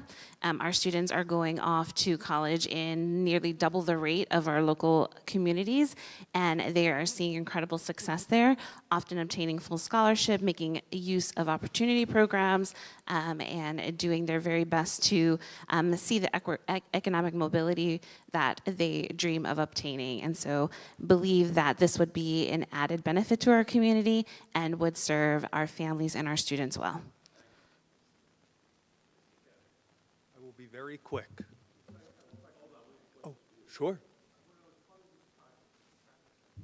You're reading my mind, yes. Pat Lenahan from VHB Engineering is here if this board has specific questions about that. The traffic study was conducted and reviewed by the town's outside consultant, LKMA, and it was determined that the use would not have a negative impact on the surrounding community. There is no access along Peck Avenue. All queuing will occur on site. The proposed building is almost in the exact same footprint as the existing building that you see on that shot on your screens right now.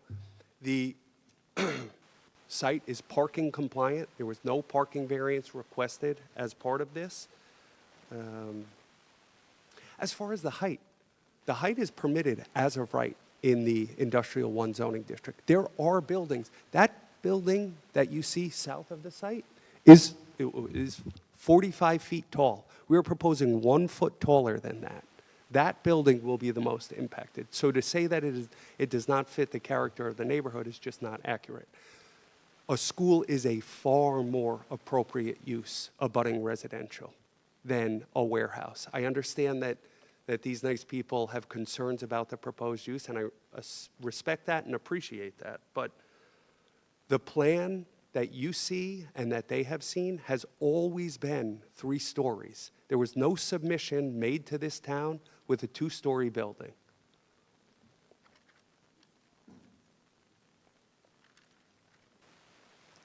I'll leave it at that.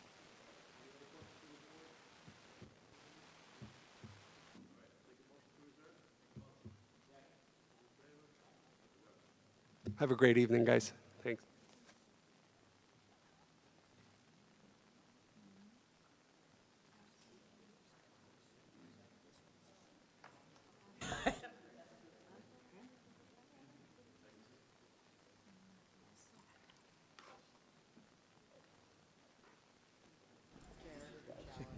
It's gonna be just JR. He's cleared the room. Very popular man tonight, JR. Yeah. I always seem to clear the room. Is it something you said? Yeah, always follow. He's got the hardest one coming up the wall after this. Okay, so the next 2 applications are adjacent to one another, and it's my understanding that the applicant would like them to be heard at the same time, so I'm going to read both of them consecutively. Okay. Application number 253-26, Rush Development LLC, permission to erect 1-story dwelling having floor area ratio of 29.36% instead of permitted 25%, and 6-foot retaining wall, leaving side yard of 4 feet instead of required 6 feet, front yard of 6 feet instead of required 15 feet, and to exceed compensating excavation provision 68-442A3C by proposing 19.28 cubic yards of surplus fill within the floodplain. Residence A District, west side of Bayview Avenue, 468.7 feet north of Harriet Road, Bayport. The next application is 254-26, Alana Marie Realty LLC. Permission to erect one-story dwelling having floor area ratio of 29.52% instead of permitted 25%, and 6-foot retaining wall, leaving side yard of 4 feet instead of required 6 feet, front yard of 6 feet instead of required 15 feet, and to exceed compensating excavation provision 68-442A3C by proposing 4.77 cubic yards of surplus fill within the floodplain. Residence A District, west side of Bayview Avenue, 543.7 feet north of Harriet Road, Bayport. Good evening, Mr. Chairman, members of the board. J.R. DeCiccio with the law firm of Greenberg Traurig, 900 Stewart Avenue, Garden City, New York. Before we begin, I think we need to amend the call of the meetings. First, I'll note that they're two-story dwellings. We are removing the variance as it relates to the side yard of 4 feet instead of the required 6 feet. We've moved that back, so it's now compliant. As far as the front yard, Wait, I'm sorry, Mr. DeCiccio. There are two variants. Two applications. Yeah, exactly, but it is a wall leaving a side yard of 4 feet instead of required 6 feet, and front yard 6 feet instead of required 15 feet. Right. Is it just the side yard you are striking, side yard? we're just striking the side yard All right, on both? on both, Okay. and we are changing the front yard. What my client did was he installed an 18-inch retaining wall, or he's proposing to install an 18-inch retaining wall on the property line. So the wall itself is now 4 feet.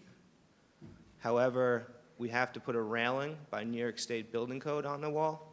So the way the engineering department is interpreting that is that the wall plus the railing has a combined height of 7 feet, and it has a front yard setback of 5.83 feet. The new, I mean, this seems to change the complexion of this vastly to your benefit.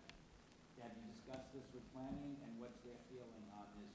Before we just get the numbers again. Okay, so front yard, the side yard variance is gone. Yes. The front yard, so it's going to say, Instead of, it's not 6. it's going to say permission to install retaining wall with railing with having a combined height of 7 feet,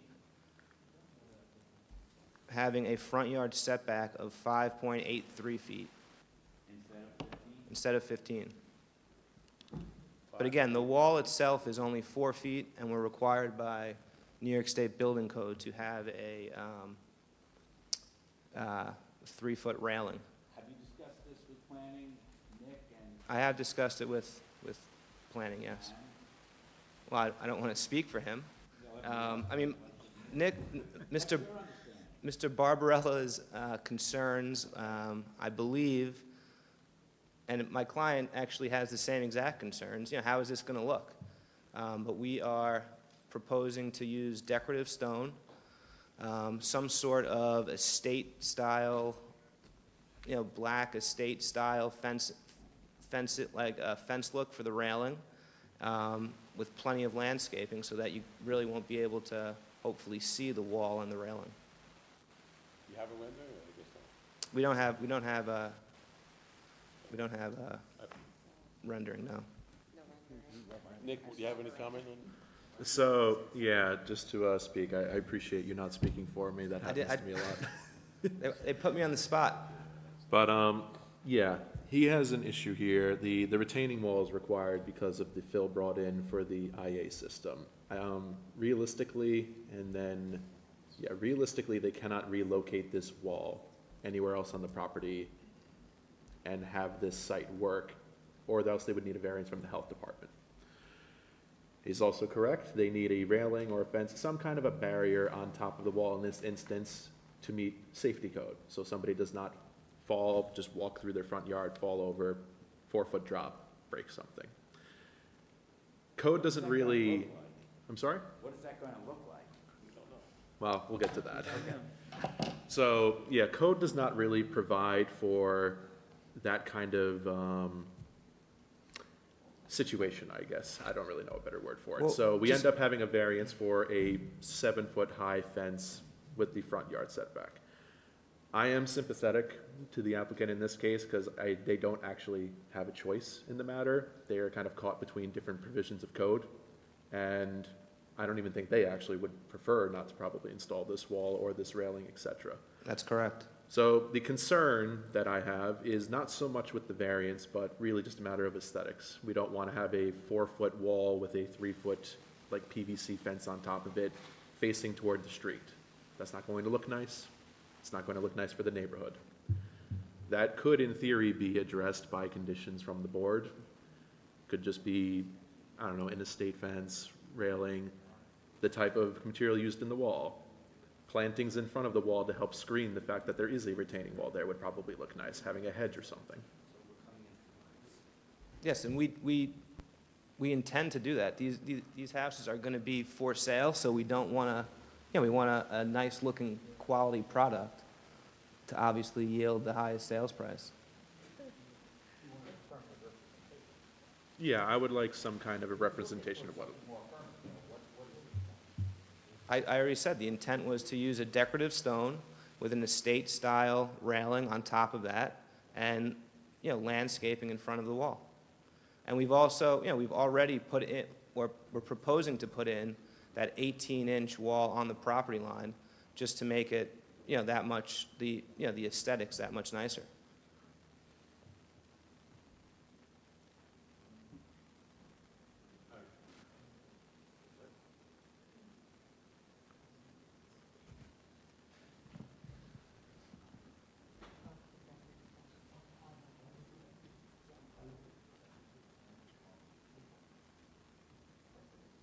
Good. Yeah, we'd have to. Yeah.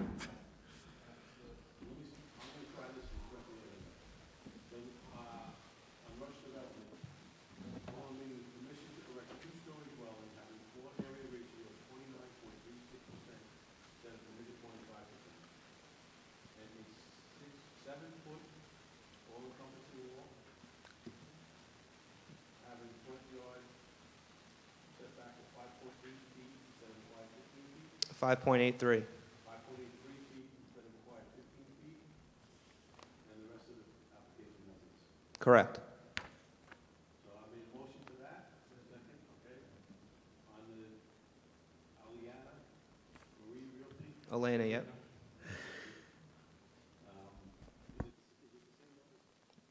Same numbers, except the FAR is 29.52%, and the fill is.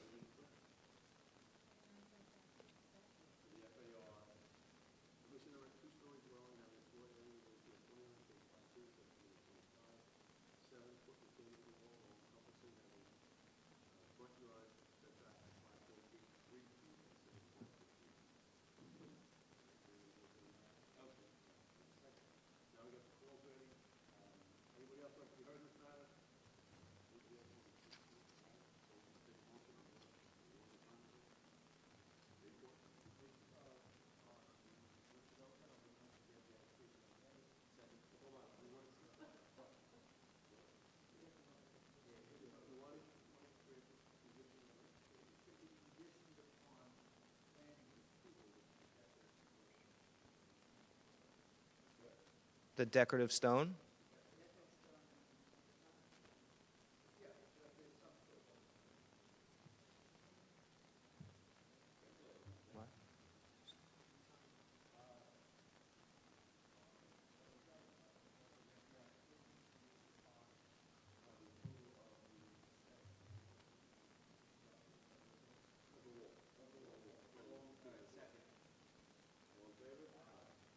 Is that Nick's approval or planning's approval? Okay, so it could be anybody in planning. The planning department. Basically someone else, not us. No.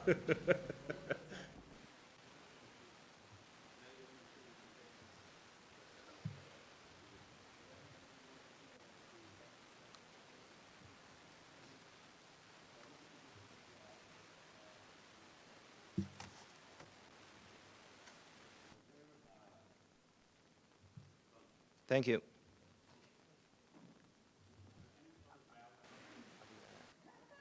going to do Chris's application.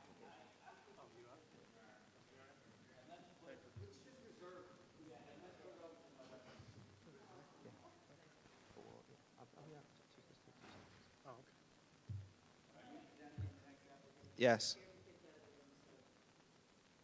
His own family.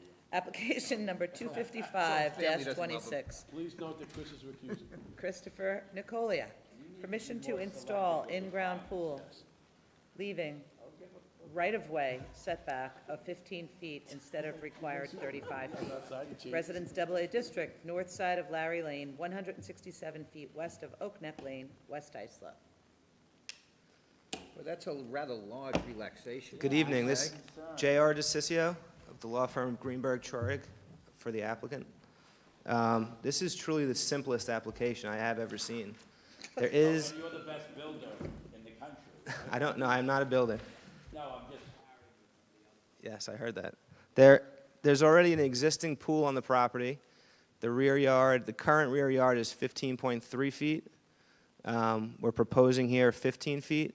But we're reconfiguring the pool on the property line, so as of right now, it has a non-conforming side yard. But by reconfiguring it, we're maintaining basically the same rear yard, but conforming with the side yard.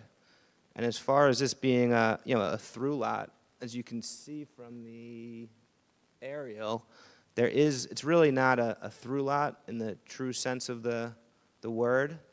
There is a driveway.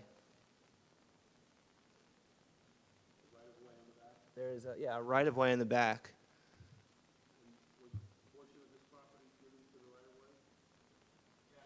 Yes, it was. Yes. Exactly, that necessitated the variance request. And just for the board's information, I grew up at 3 Kennedy Lane. See that? I agree with his interpretation. I would not consider this a traditional through lot, so I think it's no issue.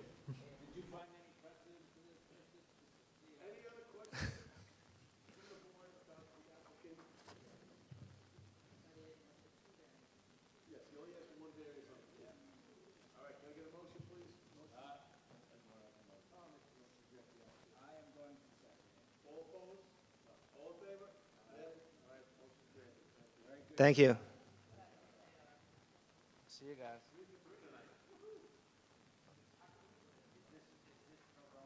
Yeah, I think so.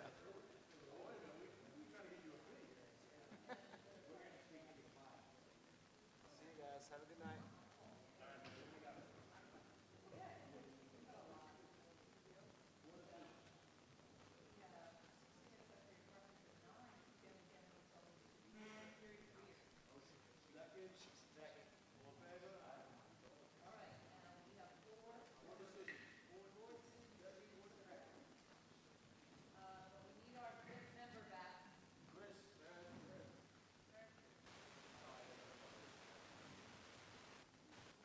Motion.